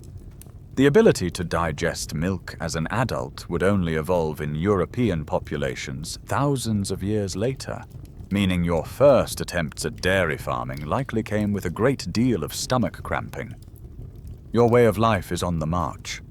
Your descendants are clearing forests in Europe and sailing to new islands in the Mediterranean, the Neolithic package in hand. From a bird's eye view, it is a story of unstoppable success, a tidal wave of human expansion. But if we zoom back in, if we look closely at the bodies of the people carrying this revolution forward, a disturbing and counterintuitive story emerges. As your new lifestyle conquers the world, it wages a quiet, internal war on your own health. The first and most dramatic casualty is the food you eat. Remember the forager's diet? The incredible variety of over 100 different plants, the rich mix of proteins from insects, fish, and game. It was a complex and resilient diet, full of the micronutrients needed for optimal growth and health. Now look at your own bowl. Day after day, it is filled with the same thing: a porridge, a flat bread, a gruel made from a single staple crop. 80 to 90% of your calories now come from wheat. You have traded a rich, diverse diet for a monotonous one. You have achieved a surplus of calories, but you have created a devastating deficit of actual nutrition. You have enough energy to get up in the morning and work in the fields, but you are slowly, chronically, starving on a full stomach. The most immediate problem is a lack of quality protein.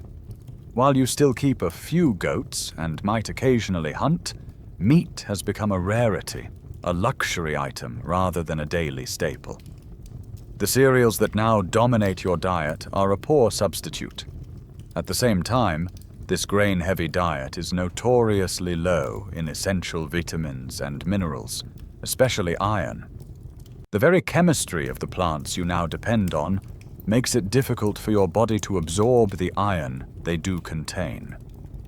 Your body, still running on the ancient Forager operating system that craves calories above all else, is being flooded with a new fuel source it isn't fully equipped to handle. A quirky tidbit of our modern lives is that our unhealthy cravings for sugar and fat are a direct echo of that ancient programming, a survival instinct from a world of scarcity, now gone haywire in a world of abundance. This nutritional collapse is not a theory. It is a mainstream historical fact etched into your bones for scientists to read 10,000 years later. The first and most shocking piece of scientific evidence is your height. When archaeologists compare the skeletons of the last foragers with the first farmers living in the same regions, they find a significant and often dramatic decrease in average stature. Men were, on average, nearly 6 inches shorter in some areas. Women shrank by a similar amount. You are, quite literally, the incredible shrinking human. This loss of height is a classic, unambiguous sign of childhood malnutrition and physiological stress. But the evidence gets even grimmer. For the first time, a new set of diseases begins to appear in the skeletal record. Paleopathologists find skulls with a strange, spongy, porous texture, particularly in the thin bones of the eye sockets. These conditions are known as porotic hyperostosis and cribra orbitalia, and they are the bone's desperate last-ditch response to severe chronic iron deficiency anemia. Your body, starved for iron to make red blood cells, starts trying to produce more blood marrow by expanding the marrow space in your bones, leaving them scarred with these telltale lesions. These conditions are virtually unknown among your forager ancestors, but they become terrifyingly common in your farming village. This leads us to the central, haunting paradox of the agricultural revolution. How can a way of life be so demographically successful, allowing your population to explode, while simultaneously being so biologically disastrous for the individuals living it? Paleopathologists still debate the exact cocktail of causes, the poor diet, the new diseases, the crushing labor, but the overall picture is clear. The bargain you made for food security was a Faustian one. You gained the ability to produce more people, but at the cost of producing less healthy people. You are learning the first great lesson of civilization. It is entirely possible for a system to flourish while the individuals within it suffer. The slow burn crisis of malnutrition is sapping your strength from the inside, but your new village life has also opened the door to a new kind of killer, the epidemic. Your ancestors, in their small, mobile bands, were largely safe from the kind of plagues that would later define human history. Sickness certainly existed, but it couldn't spread very far. An infectious disease is like a fire. It needs a constant supply of fresh fuel to keep burning. In a forager band of 30 people, a disease would flare up, infect everyone, and then, with no new hosts to jump to, it would simply burn itself out. This is a fundamental concept of epidemiology. Social distancing was your default way of life. But your village is a different world. You are now 100 or more people, living in close quarters, breathing the same air, drinking from the same water source. And your village is connected by trade and kinship to other villages. For a pathogen, this is paradise. It is a vast, dry forest of potential hosts, a continuous chain of fuel that allows it to smolder and spread indefinitely. For the first time, you are vulnerable to the crowd diseases, sicknesses that can only sustain themselves in large, dense populations. This is the birth of a new kind of sick, the communicable disease that can sweep through a community and leave devastation in its wake. This new vulnerability starts in your mouth. Remember the gritty, carb-heavy bread you're now eating? It doesn't just wear your teeth down, it rots them from the inside out. The soft, sticky consistency of porridge and bread clings to your tooth enamel, providing a constant feast for the bacteria that cause cavities. The scientific evidence from your skulls is stark and painful to see. Forager skulls typically show teeth that are heavily worn, but remarkably free of decay. Your skull, and those of your children, are riddled with cavities. This leads to agonizing, chronic toothaches. In a world without painkillers, a severe toothache is a form of torture that can last for weeks. Worse, the infection can burrow down to the root, creating a pus-filled abscess in your jaw.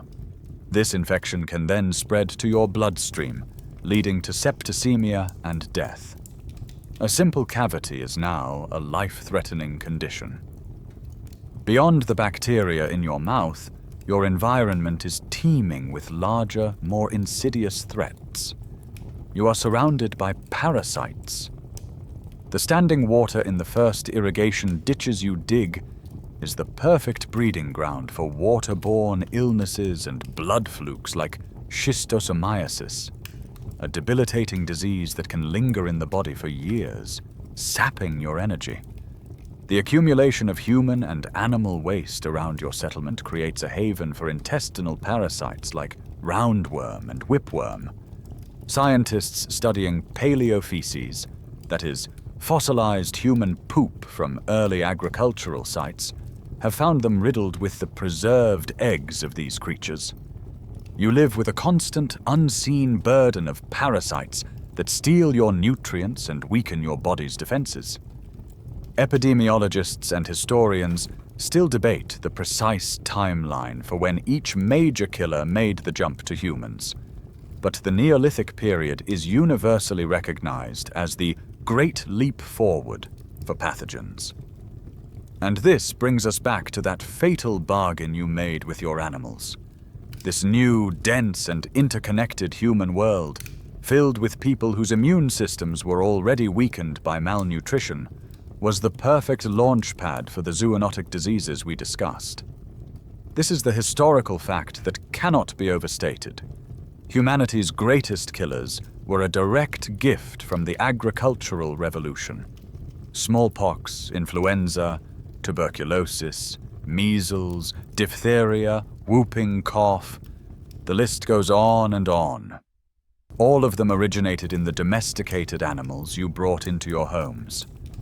A quirky and morbid tidbit from the archaeological record is that Egyptian mummies, preserved for millennia, show clear evidence of some of these new diseases, like tuberculosis, acting as a permanent record of your new biological burdens. You have created a new world, but you have also unleashed a new set of plagues to torment it. Your new life has ravaged your body with malnutrition and disease. But the revolution you've unleashed is not just biological. It is a revolution of the mind. It is about to invent a concept that will tear apart the social fabric of your old world. A concept so powerful and so dangerous that we are still struggling with its consequences today. That concept is private property. Let's cast our minds back one last time to the forager's world. You live in a state of what you might call fierce sharing. The land, the water, the animals, these are not things to be owned. They are a commonwealth, a shared space inhabited by a community of beings, human and non-human. The very idea of drawing a line in the dirt and saying, "This side is mine and you cannot cross it," would be profoundly absurd. Perhaps even a sign of madness. Your personal possessions are limited to what you can carry, and even those are subject to the rules of sharing and social obligation.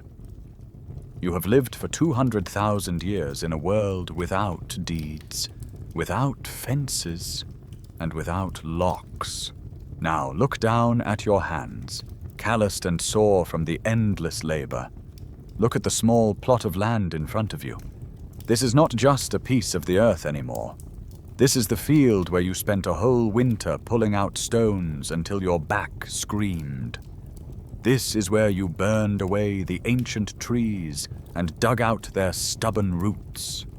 This is where you have, year after year, turned the soil, planted your seeds, and pulled the weeds under the hot sun. This field is no longer a neutral place. It is a vessel for your time, your sweat, your pain, and your hopes. It is an investment of your very life. It has ceased to be the land and is becoming my land. At the same time, you are wrestling with another idea that was alien to your ancestors: surplus. After the harvest, you stand before a pile of grain that is far more than your family can eat in a week or a month. You have, for the first time in human history, a tangible, storable, and countable form of wealth. This surplus is your shield against the terrors of a bad season. It is security. It is the future, made manifest. You build a special bin or a clay-lined pit to protect it from the rain and the mice. This granary is the world's first bank, And that pile of grain is the first account balance. And once something can be counted, it can be coveted. It can be unequally distributed. And it can be stolen. These two revolutionary ideas, the owned field and the stored surplus, combine to create a question that will change your society forever. The question is this: what happens when you die? For a forager, this was a simple matter. Your few simple tools might be passed to a relative or buried with you. But you are not a forager. You are leaving behind a field that you poured your life into. You are leaving behind a granary full of wealth. Who gets it? Does it go to the whole village? Does it go to the strongest? Or does it go to your children?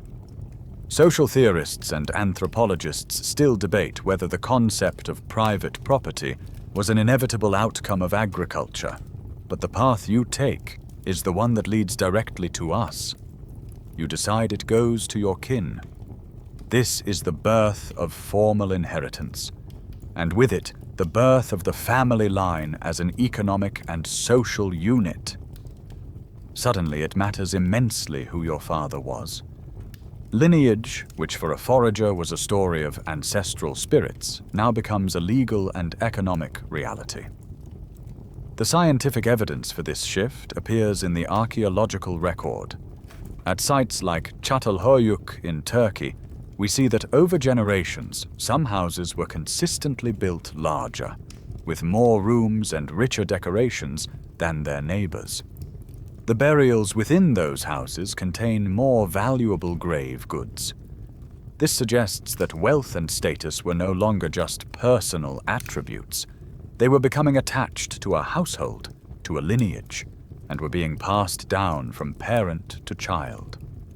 The egalitarian world of the forager, held together by leveling mechanisms and fierce sharing, is dissolving, to be replaced by a world of households, of haves and have-nots. A quirky but revealing fact is that the first written legal codes, like that of Hammurabi, are overwhelmingly concerned with property law, land sales, inheritance disputes, and the theft of livestock. The social problems you have just invented will become the central obsession of the civilizations to come. You have invented property. The field your family works, the grain in your storage pit. These things now belong to you. This new idea has already begun to dissolve the fierce egalitarianism of your ancestors, creating the first divisions between rich and poor. But it is also drawing a new, sharp line through the very heart of your society, changing the ancient relationship between men and women forever. The agricultural revolution was also a gendered revolution, and for many women, the changes were not for the better. In the world of your forager ancestors, the relationship between the sexes was often one of balanced interdependence. It wasn't a world of perfect equality, but men and women held different, yet equally vital, roles. The men's hunt was a high-risk, high-prestige activity. A successful hunt brought a huge reward of meat and fat, but hunts often failed. The women's gathering, on the other hand, was a low-risk, high-reliability activity. The nuts, berries, roots, and insects they collected often provided the majority of the group's daily calories. Neither could survive without the other. Their economic contributions were both essential and visible, creating a rough, practical balance of power and mutual respect. Agriculture shatters this balance. The primary mode of food production shifts to the heavy labor of the fields, clearing forests, turning the soil, and eventually guiding a plow. This work often became dominated by men. Women's labor, of course, did not disappear. In fact, it intensified. But its nature changed. It became more private, more hidden, more centered on the immediate domestic sphere. You are grinding the grain for hours inside the hut, a task whose immense physical toll we've already seen. You are spending more time on childcare due to the shorter birth intervals. You are weaving textiles, preparing the food, and maintaining the home. Your work is still essential, but it has been separated from the primary, public-facing act of production. A division between the public world of the field and the private world of the home begins to form, a division that had never existed before. This economic shift is then supercharged by the logic of inheritance. Remember the central question you now face. Who gets the field when you die? You want it to go to your son. But for that to have meaning, for your family's hard-won property to be passed down your bloodline, you must be absolutely certain that your son is your biological heir. Feminist historians and archaeologists have long debated the origins of patriarchy, with many arguing that this moment was the crucial catalyst. The control of land and property created a powerful new need to control women and their fertility. A woman's womb now becomes a vessel for the transmission of property. Her sexuality is no longer just her own affair. It is a matter of intense interest and anxiety for the entire male lineage. This is the potential origin of the patriarchal structures that would come to dominate nearly all agricultural societies. New rules about marriage, new obsessions with female virginity and fidelity, and the transformation of women from independent economic partners into a form of property themselves to be exchanged between male-led families. The scientific evidence for this is subtle but telling.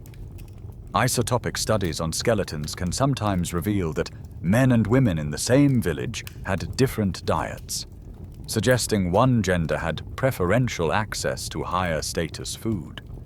This profound social shift is even reflected in the heavens, in the stories you tell yourselves about how the world works. The art of the very first farming villages, like Çatalhöyük, is dominated by powerful female figures, the so-called mother goddesses. These icons, often depicted as voluptuous and commanding, may represent the fertility of the earth itself, a celebration of the feminine power of creation. But as agricultural societies develop and grow into states and empires, a new cast of characters tends to take over the mythology. The dominant figures are now often male sky gods, gods of thunder and war, like Zeus or Marduk. And the old earth goddesses are frequently demoted, conquered, or forced into marriage. This shift in your collective imagination, from an earth mother to a sky father, may be a ghostly echo of the power shift that was happening right here, on the ground, in your own homes. A quirky tidbit is that this wasn't the only path. Some horticultural societies, like the Iroquois, were matrilineal, with women controlling the land and its produce, showing that other arrangements were possible, even if they became the exception. You have redrawn the map of your social world, creating divisions between households and between genders. The old, fluid world of the foraging band is hardening into a new, more rigid structure. And at the very heart of this new structure is the granary, that simple pit or pot where you store your surplus grain. It started as a symbol of your newfound security.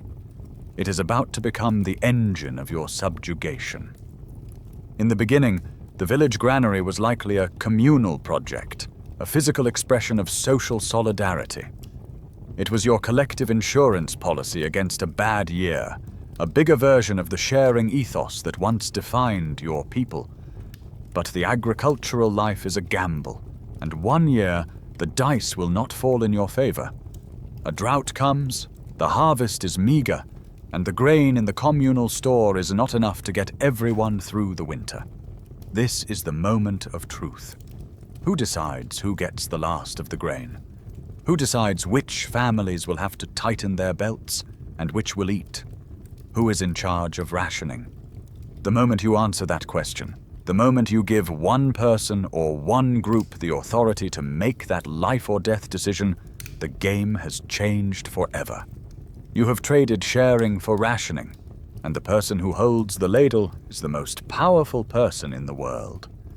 This control over the agricultural surplus is the absolute seed of state power. It is a new kind of power, different from the respect an elder or a skilled hunter might have earned. Theirs, sirs, was a power of influence. This is a power of coercion.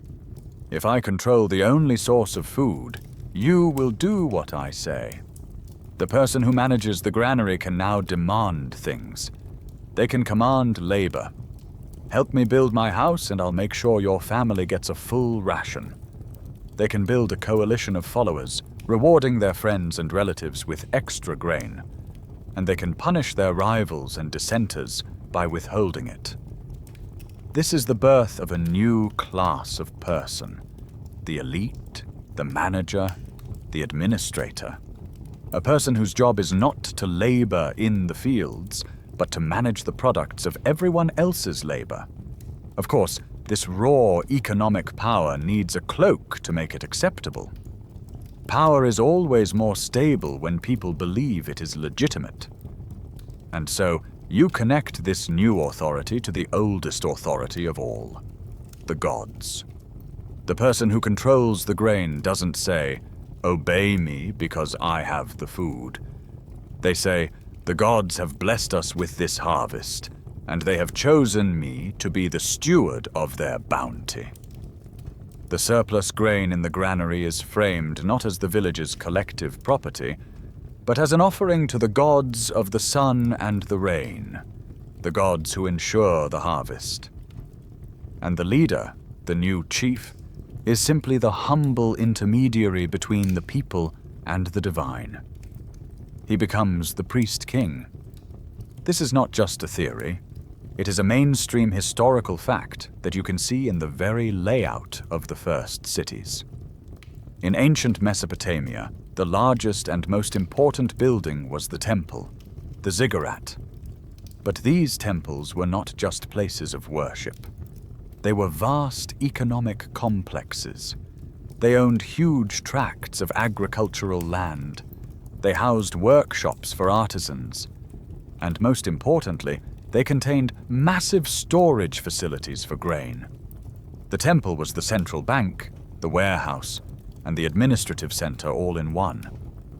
The scientific evidence is in the architecture itself, the clear separation between the small, simple houses of the common folk and the monumental, centralized complex that controlled the wealth. A quirky but revealing tidbit is that the invention of writing itself, that supposed hallmark of civilization, was a tool for these new managers. The earliest cuneiform texts aren't epic poems or sacred histories. They are, for the most part, crushingly boring administrative ledgers, recording how many sacks of grain were received, how many cattle were owned by the temple, and how many rations were paid to the workers. It was the invention of the spreadsheet 5,000 years ago. Historians still debate the prime mover of the first states. Was it warfare or the need to manage irrigation? But the internal logic of controlling the surplus is undeniably at the core of this new, terrifying power structure. The granary has become a throne.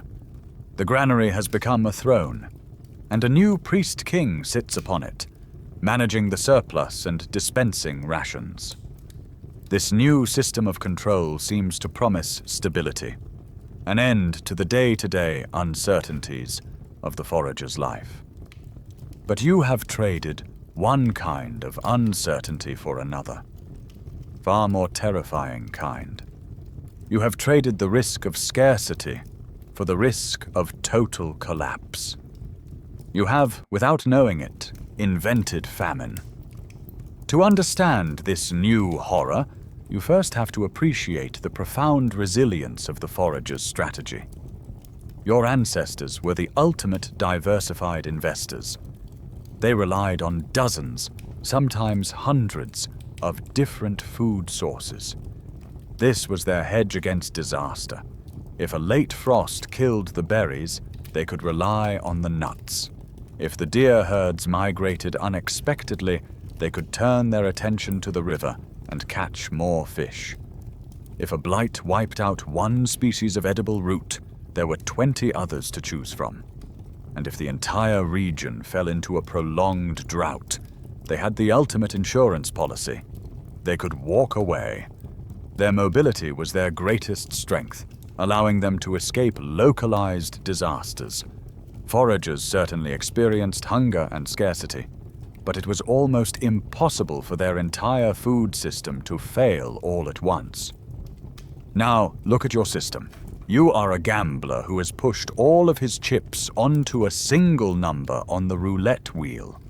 That number is wheat. You have cleared the diverse, food-rich forest to create a field. You have replaced dozens of reliable food sources with a single, high-yielding one. This practice of monoculture is incredibly efficient when everything goes right. In a good year, you can produce a mountain of calories from a small patch of land, but you have created a system that is profoundly fragile, brittle in a way the forager's world never was. Your entire existence now depends on the success of that one plant. And there are so many ways it can fail. A year of drought can wither the stalks in the field, leaving you with a harvest of dust. A year of floods can rot the roots in the ground. And there are new invisible enemies, the rusts, the smuts, the blights, crop-specific diseases that can sweep through your monoculture field like a fire, turning a promising harvest into a black, putrid mess in a matter of weeks. When this happens, you have no backup. You have no alternatives. The other edible plants have been weeded out. The animals have been driven from the land you cleared. The safety net is gone. This is the crucial difference between scarcity and famine. Famine is not just hunger. It is the complete, systemic, and inescapable failure of your food production system. It is a new horror, unique to the world you have made. When a true famine strikes, the surplus in your granary, even the king's granary, disappears with shocking speed. Soon, you are eating the grain you had saved as seed for the next planting season, a desperate act that mortgages your future. Then you are boiling the leather from your own clothing for a thin, pathetic broth. The social order, so recently constructed, crumbles. This brings us to a devastating feedback loop. People weakened by starvation are less able to work in the fields, making the next harvest even smaller. The social trust that held your village together evaporates, replaced by the desperate calculus of survival. You eye your neighbors' dwindling supplies. Raids and violence erupt. Historians and archaeologists often debate whether the collapse of early civilizations was caused by environmental disaster or political failure, but the truth is a vicious cycle where famine fuels social breakdown, and social breakdown makes recovering from the famine impossible. The scientific evidence for this is found in tree rings. By analyzing their width, scientists can reconstruct ancient rainfall patterns, and they have found clear correlations between decades-long droughts and the sudden abandonment of once thriving agricultural settlements. The mainstream historical fact is that your new way of life, for all its apparent productivity, has placed you in a state of permanent vulnerability to the whims of the climate, a vulnerability your ancestors never had to face. A quirky and tragic echo of this is the Irish potato famine, a 19th century catastrophe that demonstrated how this ancient Neolithic bargain, relying on a single miraculous crop, could still lead to utter ruin. The specter of famine now haunts your fields. Your new agricultural system, for all its productivity in good years, is a fragile house of cards in the bad. This newfound vulnerability creates yet another poison in your social world. one that will drench the next 10,000 years of history in blood. You have invented organized warfare. Think about the simple, brutal logic. The harvest has failed in your valley, but you have heard that the rains were good in the valley a day's walk to the east. Their granaries are full. Your children are crying from hunger. What do you do? In your ancestors' world, violence was typically small-scale, personal, and sporadic. But you are not your ancestors. You are a member of a large, desperate, and stationary community. And your neighbor's full granary is the most valuable prize that has ever existed in the history of the world. For the first time, there is something worth stealing on a massive scale. And so, the raid is born. The clearest evidence for this new reality is the sudden, backbreaking, and unprecedented effort you and your people put into building walls. Why would you ever build a wall? The only reason to expend a colossal amount of time and energy stacking thousands of tons of stone is because you are deeply existentially afraid of something on the outside, and you have something of immense value on the inside. A simple fence might keep out wild animals. The structures you begin to build are something else entirely. They are military fortifications. The most famous and awe-inspiring example is Jericho. Around 8000 BCE, the people of this burgeoning town, one of the oldest in the world, built a defensive system of staggering proportions. A massive stone wall, up to 12 feet high and 6 feet thick, encircled the entire settlement. Outside of that, they carved a huge ditch into the solid bedrock, 27 feet wide and 9 feet deep.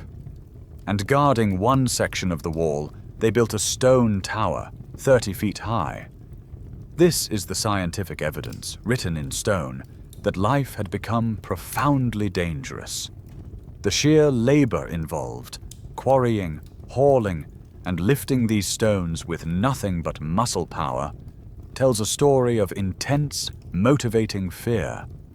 You do not build something like this because you're worried about the occasional wolf. You build it because you are worried about organized armies of other human beings. This new threat creates a demand for another new kind of human specialist. Just as the surplus created the priest-king who managed the grain, it also creates the full-time warrior who defends it. In a forager band, every man was a hunter and a potential fighter, but no one was a soldier by trade. Now, your new chief can use the surplus in the granary to feed and equip a dedicated group of men whose only job is to train for violence. This is the birth of the army. At first, their role is defensive, to man the walls and protect the harvest. But this new tool of power can be turned outwards. The chief can use his new army not just to defend his own grain, but to raid his neighbors and seize theirs. This leads to a core scholarly debate that continues to this day. What was the primary engine of early warfare? Was it a bottom-up phenomenon, born of the desperation we've just described?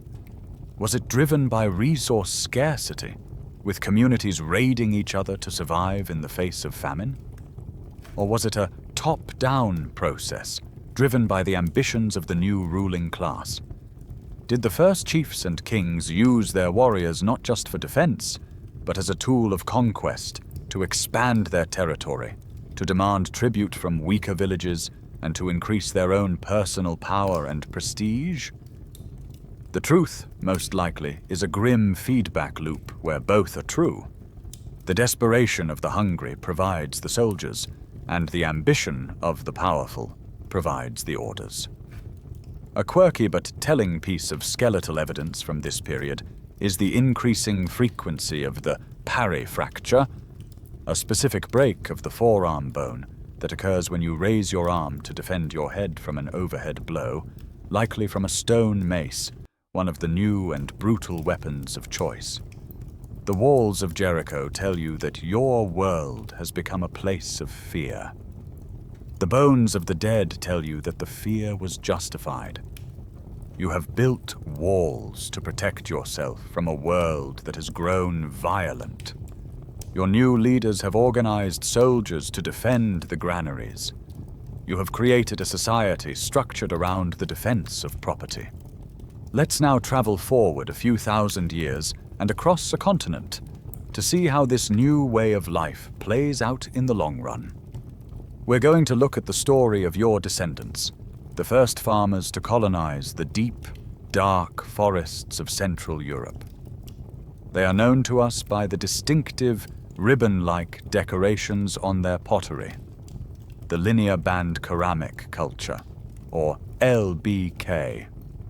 Their story is a perfect and terrifying case study in the boom and bust cycle of this new agricultural world. Around 5,500 BCE, your people, carrying the full Neolithic package, arrive in the heart of Europe. They are pioneers, and they are incredibly successful. They seek out the most fertile patches of soil, the rich Loess plains left behind by the Ice Age glaciers, and they establish their villages. Their unique cultural signature is the Long House. These are huge communal homes, up to 150 feet long, built from massive timber posts and designed to house an entire extended family, or lineage, along with their precious livestock, all under one long roof. For about 500 years, the LBK culture flourishes and expands with astonishing speed, spreading from modern-day Hungary all the way to France. For those first few centuries, their world looks like a rustic utopia. The archaeological record shows a remarkably stable and egalitarian society. The longhouses in a given village are all roughly the same size. The burials are simple, without the lavish grave goods that would indicate powerful chiefs or kings. It seems that as they expanded into a vast, fertile, and sparsely populated continent, they left behind the hierarchies and tensions of the old world. They appear to have created a peaceful, successful, and egalitarian farming society. It seems, for a moment, that the agricultural bargain might have paid off after all. But the utopia was not built to last. Around 5000 BCE, the archaeological record begins to tell a much darker story. The cracks begin to appear. The open, undefended villages of the early period start to disappear, replaced by settlements surrounded by huge, V-shaped defensive ditches and wooden palisades. The message is clear. The world of the LBK was no longer a peaceful one. Evidence of burning becomes more common. Entire longhouses, the center of their social world, were being put to the torch. Something was going terribly wrong in Paradise. Archaeologists continue to debate the cause of this collapse. Was it a crisis of their own making, their slash-and-burn farming style exhausting the rich soil they depended on? Was it conflict with the local hunter-gatherer groups they were displacing? Or was it that their own society, under the pressure of growing populations, was turning violently upon itself? The most horrifying evidence comes from a discovery made in 1983 in a place called Thalheim, Germany. There, archaeologists uncovered a large pit containing a chaotic jumble of human skeletons. This was not a cemetery. This was a mass grave. The scientific and forensic analysis of the remains tells a story of almost unimaginable brutality. There were the skeletons of 34 people, 16 children, 9 adult men, and 7 adult women. Crucially, almost all of them had been killed by devastating blows to the back of the head. The killing weapon was not some specialized military tool. The fatal skull fractures were a perfect match for the polished stone adzes the LBK used every day to chop wood. They had been bludgeoned to death with their own farming tools. This was not a battle between two armies. The pattern of victims, children, adults, the elderly, shows that an entire community was exterminated. It was a massacre. Even more chillingly, while there were older women and children in the pit, there were almost no young childbearing aged women, leading archaeologists to the grim conclusion that they were likely taken as captives. The Talheim death pit was not an isolated incident.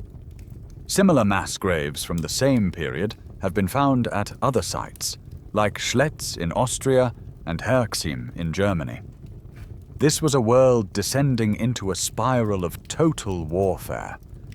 The first farmers of Central Europe had successfully exported the Neolithic package, but they had also imported its darkest pathologies: the competition for land, the logic of the raid, and the capacity for systematic, cold-blooded slaughter. Their apparent utopia had ended in a bloodbath.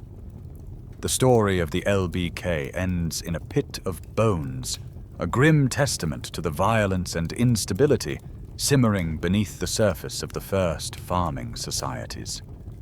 Their collapse, and the evidence of warfare from Jericho, paints a picture of agriculture as an unstoppable, if tragic, force, a demographic engine that either overwhelmed or converted everyone in its path.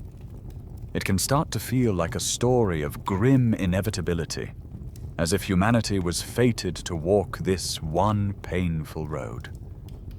But that is not the whole story. The agricultural revolution was powerful, but it was not destiny. Many looked at the life of the farmer, with its back-breaking labor and monotonous food, and they made a conscious and deliberate choice. They said no. To understand this, we need to look at the people who resisted, the societies that continued to flourish as foragers long after the first fields were plowed. The most extraordinary example comes from the continent of Australia. For at least 65,000 years, let that number sink in, it is a span of time that defies easy comprehension. The indigenous peoples of Australia created the longest continuous human culture on Earth. They did so without ever adopting agriculture. This was not due to ignorance. The peoples of Northern Australia were in contact with the farmers of New Guinea. They knew about the cultivation of taro and yams. They simply chose not to adopt it. Why? Because their own system, a sophisticated and deeply knowledgeable foraging lifestyle, was perfectly adapted to their continent. They developed complex systems of land management, using controlled burns in a practice sometimes called fire stick farming to clear undergrowth, promote the growth of certain edible plants, and create better grazing for the animals they hunted. They possessed an encyclopedic knowledge of their environment, a vibrant spiritual life, and a resilient social system. Their choice to reject farming was not a failure to progress. It was a testament to the success and sustainability of their own way of life. They were living proof that another way was not only possible, but could succeed for a span of time that makes the entire agricultural era look like a brief and chaotic experiment. If the Australians demonstrate the longevity of the foraging life, the peoples of North America's Pacific Northwest coast demonstrate its potential for complexity.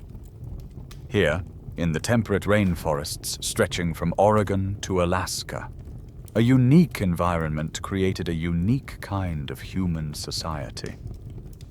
The key was an almost unbelievable natural abundance centered on one resource: salmon. The annual salmon runs on the great rivers were so massive, so predictable, and so rich in calories and fat that they provided the foundation for a civilization. Because of this incredible bounty, groups like the Haida, the Tlingit, and the Kwakwaka'wakw could do something that was supposed to be impossible. They became complex, sedentary, and hierarchical without ever planting a single seed. This is a crucial mainstream historical fact that shatters the simple equation of farming equals civilization. You lived in huge, permanent villages made of massive cedar plank houses.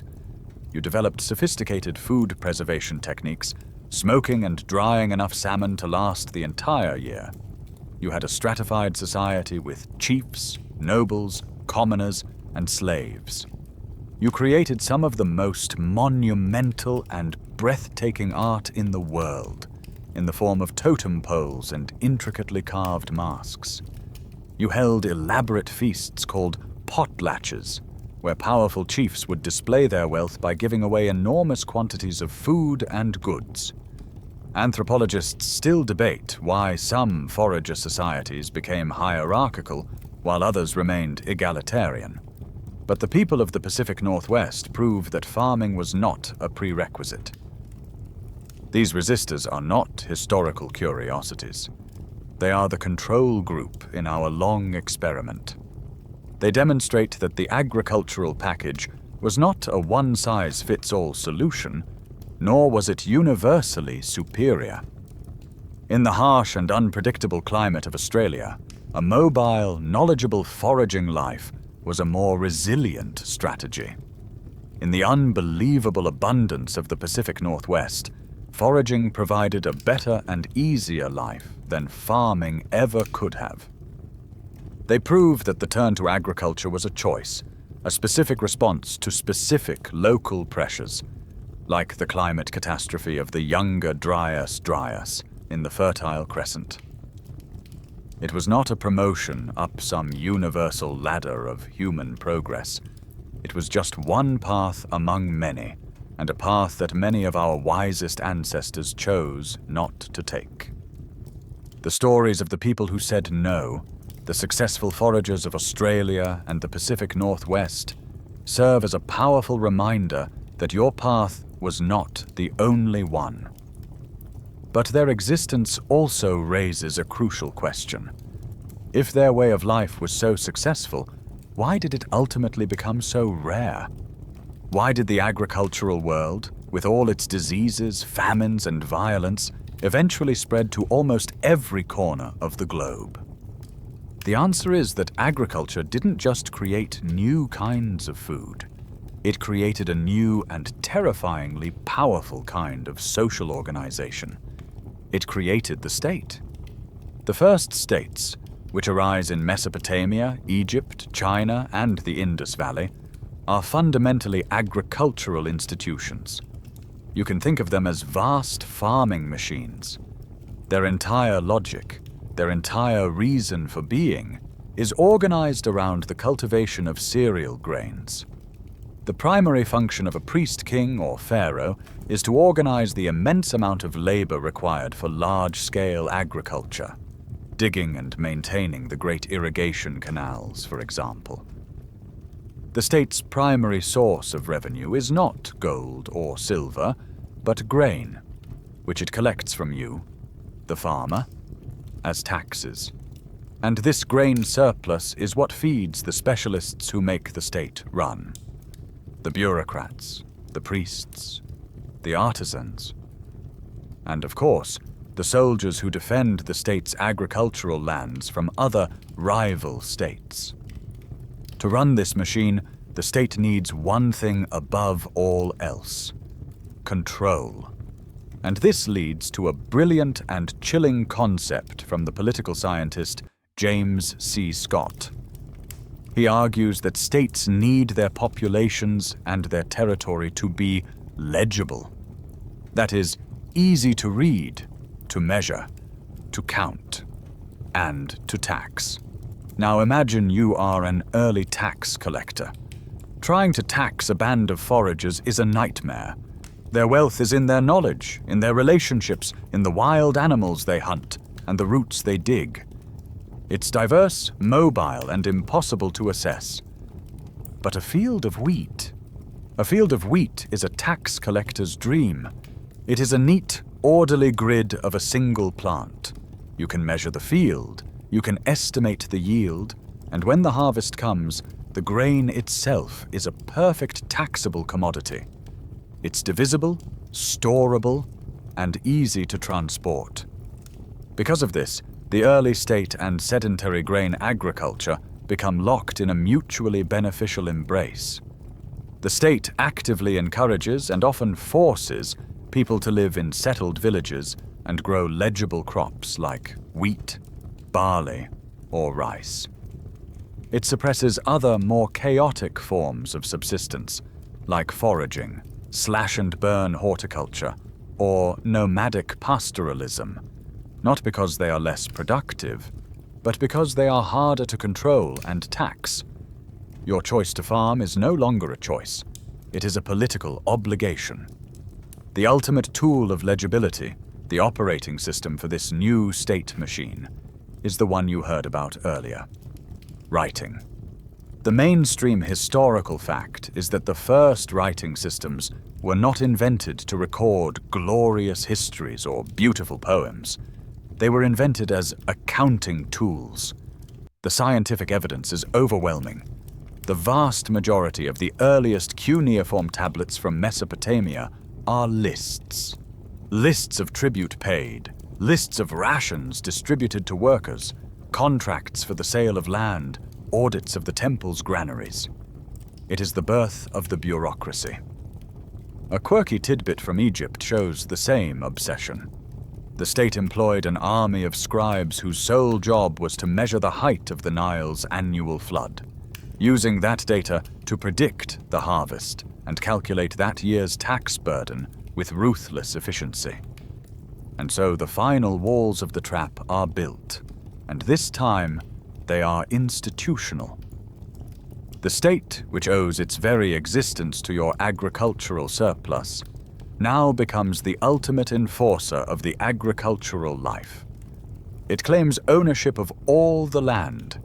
It demands a portion of your harvest as taxes, forcing you to produce a surplus whether you want to or not. It conscripts your sons to fight in its wars over grain-rich territory. Political scientists still debate the precise moment a chiefdom becomes a true state, but for you on the ground, the reality is simple. The freedom of your ancestors is gone, replaced by the rigid, hierarchical, and inescapable logic of the farming machine. The door back to the forager's world is now closed, locked, and guarded by soldiers. You are now living inside the cage of the state. The walls are no longer just made of stone. They are made of laws, taxes, and the watchful eyes of a new ruling class. Foragers on the outside are now seen not as people living a different life, but as barbarians, uncivilized nomads to be conquered or assimilated.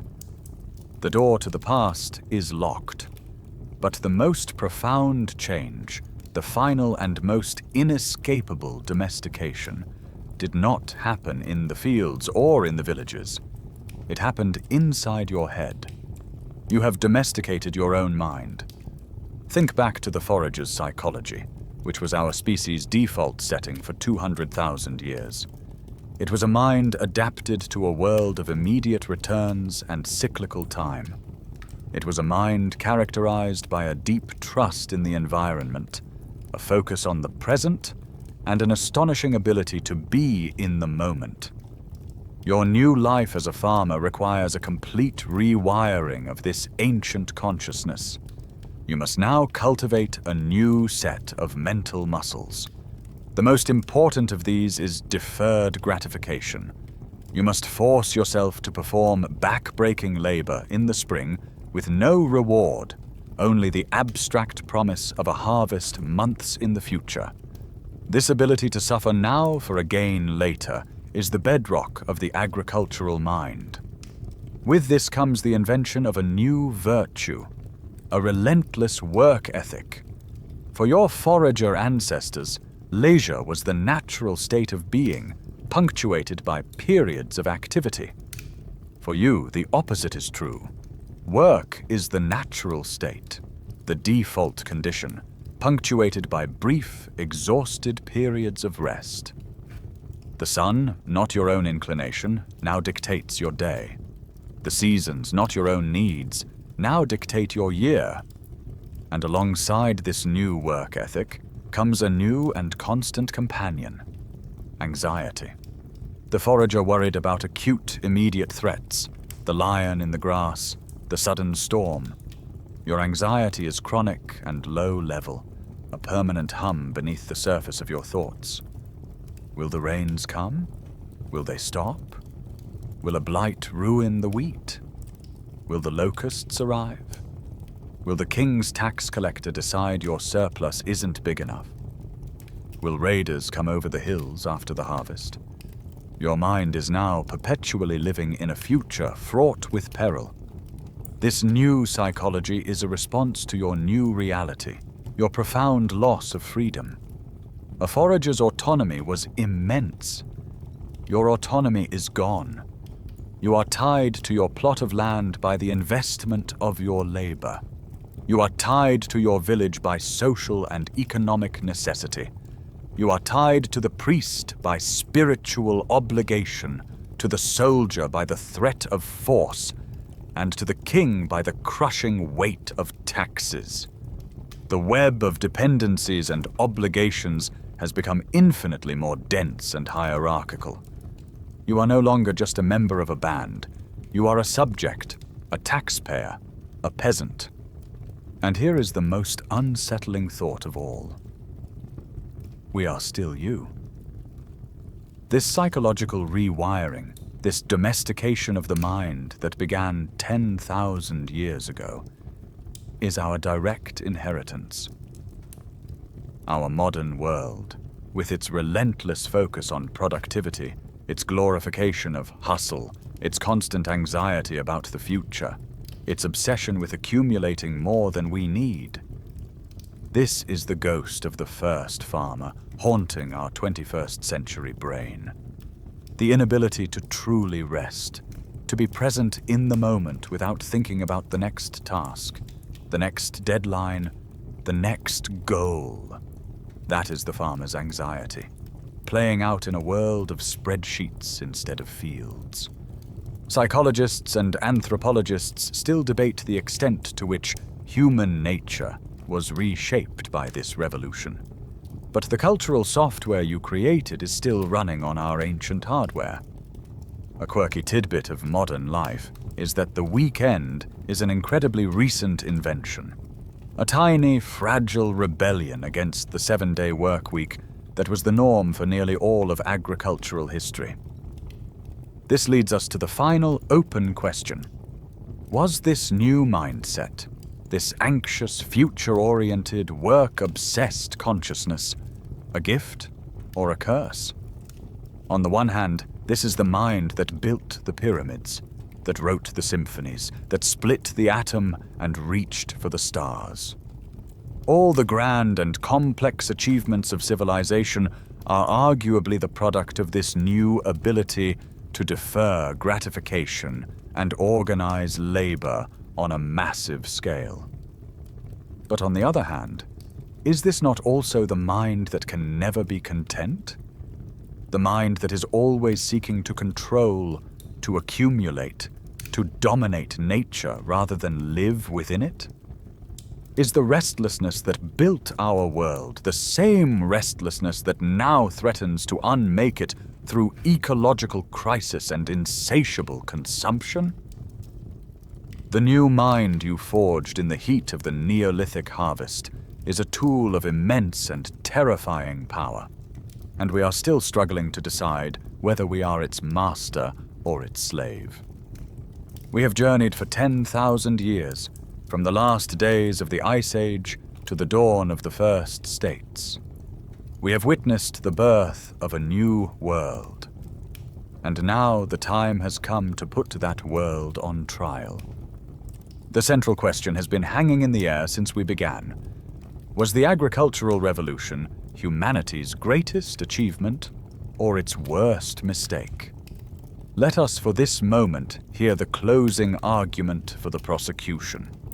Let us lay out the full case for this revolution being the most profound and catastrophic blunder our species ever made. The prosecution begins with the evidence of the body, the silent testimony of 1 billion skeletons. What was the first and most immediate price you paid for this new way of life? You shrank. The rich, varied diet of the forager was replaced by a monotonous, nutrient-poor diet of cereal grains, and your stature plummeted. Your bones, which were once dense and strong, became riddled with the spongy lesions of chronic anemia, a condition virtually unknown to your ancestors. Your teeth, once healthy and strong, became a landscape of decay and agonizing abscess, worn to stumps by the grit in your daily bread. Your body itself became a casualty, with female skeletons in particular showing the permanent deforming marks of years spent kneeling and grinding grain. And you opened your villages, your homes, and your very bloodstreams to a host of new and terrifying plagues. The smallpox, the measles, the influenza, that jumped from your domesticated animals and became the greatest killers in human history. By any objective biological measure, the health of the average individual human being went into a steep and catastrophic decline. That is the first charge. Next, the prosecution turns to the evidence of your society. You traded a world of fierce, enforced egalitarianism for a world of entrenched hierarchy. For 200,000 years, your species had lived by an ethic of sharing, held together by social mechanisms designed to prevent any one person from holding power over another. In the space of a few millennia, you dismantled that entire social structure. You invented the concept of private property, which immediately cleaved your society into the haves and the have-nots.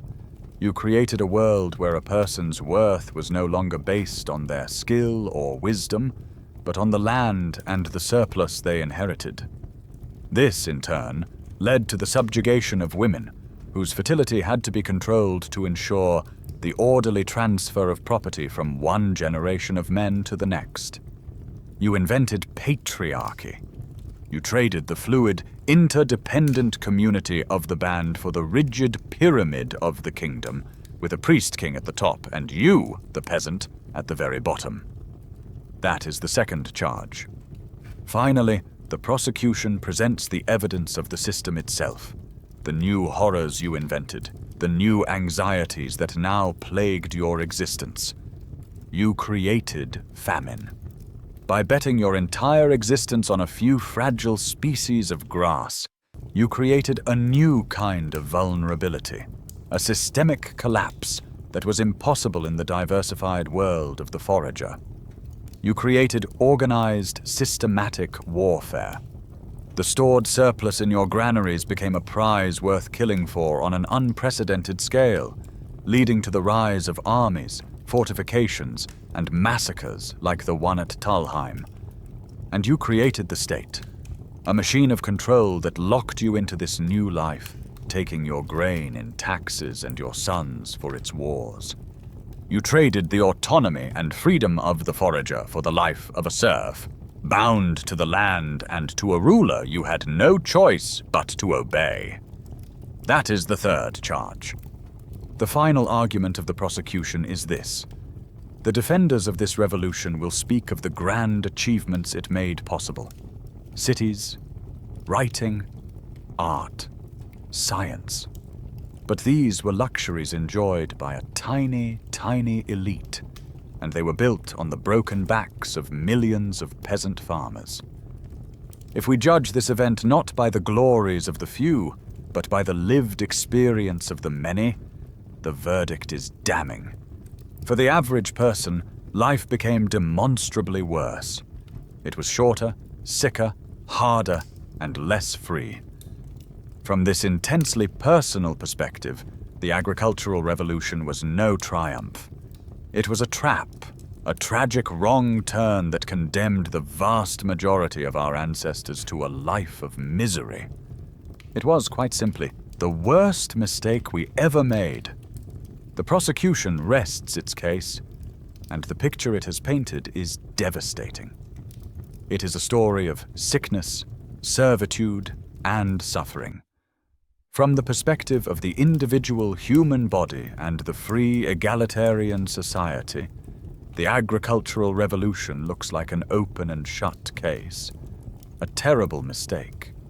But now, we must allow the defense to speak. And its argument asks us to look at this story through a different lens, to judge it by a different and perhaps more ruthless standard of success.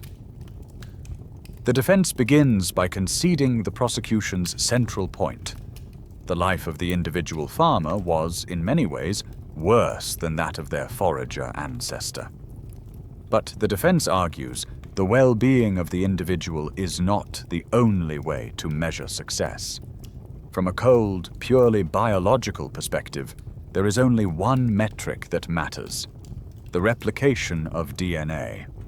The ultimate goal of any life form, from this evolutionary point of view, is to make as many copies of its genes as possible. And by that standard, the agricultural revolution was the single most brilliant and successful strategy our species has ever devised. Look at the numbers. For 200,000 years, your forager ancestors maintained a stable global population, likely never exceeding a few million individuals. You were a successful but ultimately minor part of the global ecosystem.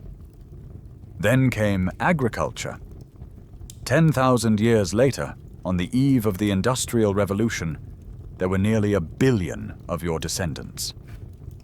Today, there are 8 billion. The scientific evidence from population genetics confirms this story, showing a massive explosion in the size of the human gene pool that begins precisely with the adoption of farming. You traded individual health for collective reproductive success. You, the individual, may have lost, but your DNA won the planet. That is the first argument for the defense. Next, the defense turns to the question of civilization itself. It asks us to look at the surplus of grain, not as a tool of oppression, but as a platform for innovation. Yes, the vast majority of that surplus was taken by a small, non-laboring elite. And yes, that was the beginning of inequality. But that concentration of resources, for the first time in human history, freed a tiny portion of the population from the daily grind of finding food. And in that tiny, privileged sliver of free time, everything we call civilization was born. Without that surplus, there is no one to sit and invent a writing system. There is no one to study the stars and create a calendar. There is no one to build the temples, to carve the statues, to write the first laws, to ponder the first philosophical questions. There is no specialization. There are no artisans, no architects, no scientists, no doctors. The life of a forager, for all its health and freedom, was a life intellectually constrained by the daily, pressing need for subsistence.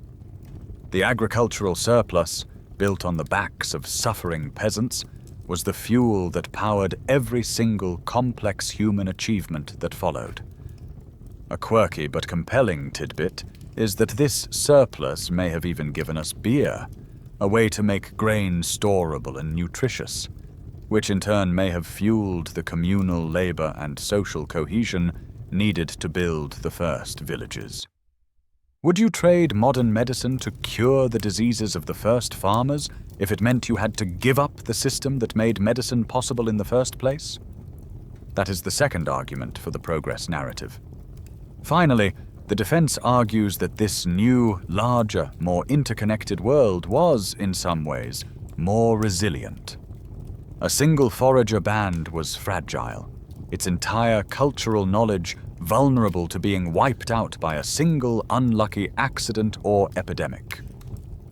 A civilization, with its vast population and its written records, can suffer immense catastrophes and still preserve its core knowledge.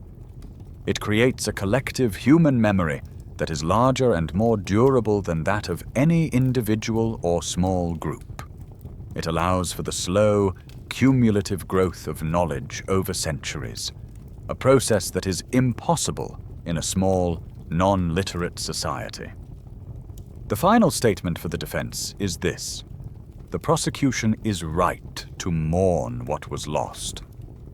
The agricultural revolution was a terrible bargain, a painful and traumatic transition that inflicted immense suffering on the majority of people who lived through it. But it was not a mistake. It was a crucible. It was the only path, however brutal, that could lead from the small, intimate world of the band to the complex, global civilization we now inhabit. It was the necessary, agonizing step that gave us both the capacity for greater suffering, but also the potential for greater heights of creativity, knowledge, and connection than our forager ancestors could have ever dreamed of. It was not a fall from grace. It was the painful birth of humanity as we know it today. The trial is over. The prosecution has presented its case of sickness and servitude. The defense has offered its rebuttal of evolutionary success and civilizational grandeur. And now, you, the listener, are the jury. But there can be no simple verdict of guilty or innocent, mistake or achievement, because we are living, breathing proof that both cases are true. We are the inheritors of the entire, tangled, paradoxical legacy of that first, desperate gamble in a withered field 10,000 years ago. The most crucial thing to understand is that the road back has crumbled behind us. There is no unwinding this story. We are a species of 8 billion people, our lives utterly dependent on the vast, complex, and fragile system of industrial agriculture that is the direct descendant of those first gardens. The choice your ancestors made, whether it was a conscious decision or a slow, creeping trap, has committed us to a path from which there is no escape. We are all the children of the farmers now. The question is no longer whether we should have taken this path, but how we are to live at its destination. And perhaps the most profound lesson from this deep history is seeing the pattern of our choices echo through the ages.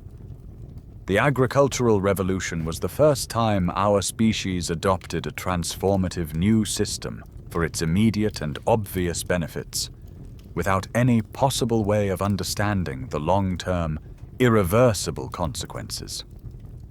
The farmer who planted their first seeds saw only the promise of more food. They could not see the king, the plague, or the slave that would follow 100 generations later. Does this sound familiar? It is the same bargain we have made again and again. When we began to burn fossil fuels, we saw only the miracle of cheap, abundant energy. We could not see the slow, creeping catastrophe of a changing climate. As we embrace artificial intelligence, we see only the promise of incredible convenience and problem-solving power. We cannot yet see the profound social and psychological transformations it might unleash.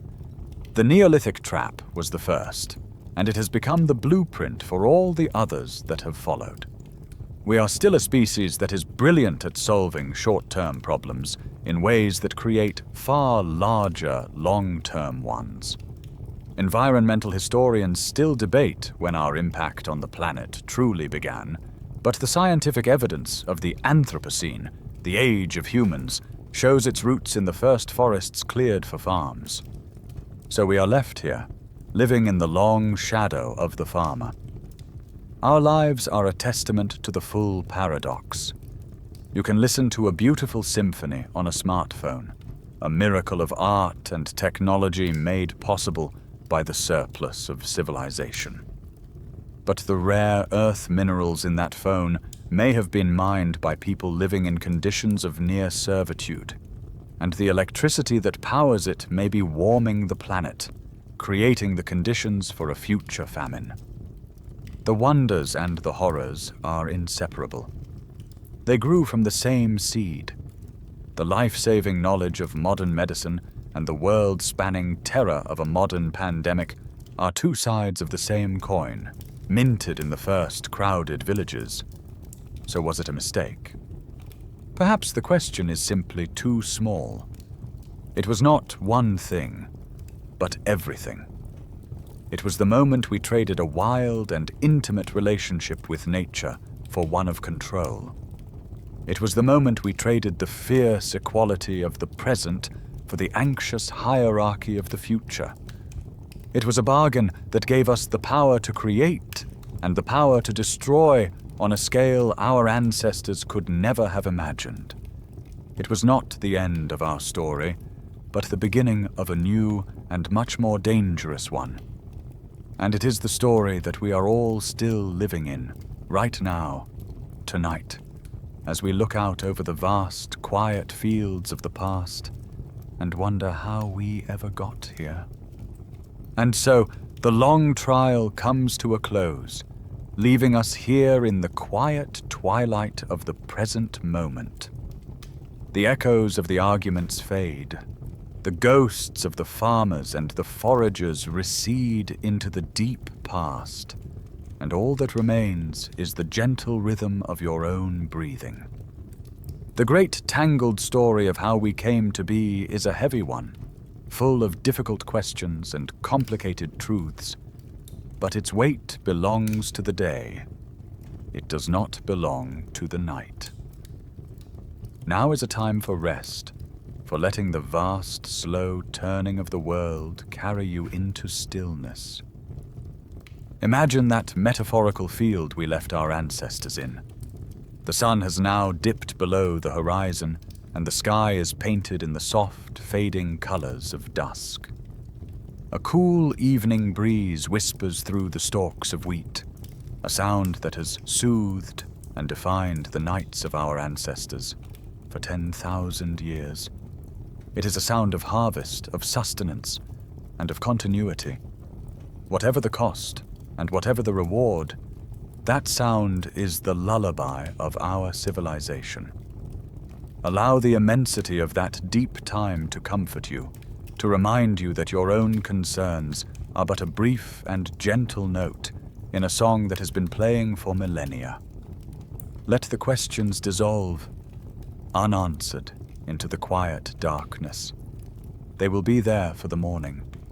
But for now, there is only the soft breeze, the deep, starry sky, and the slow, peaceful journey into your own well-deserved rest.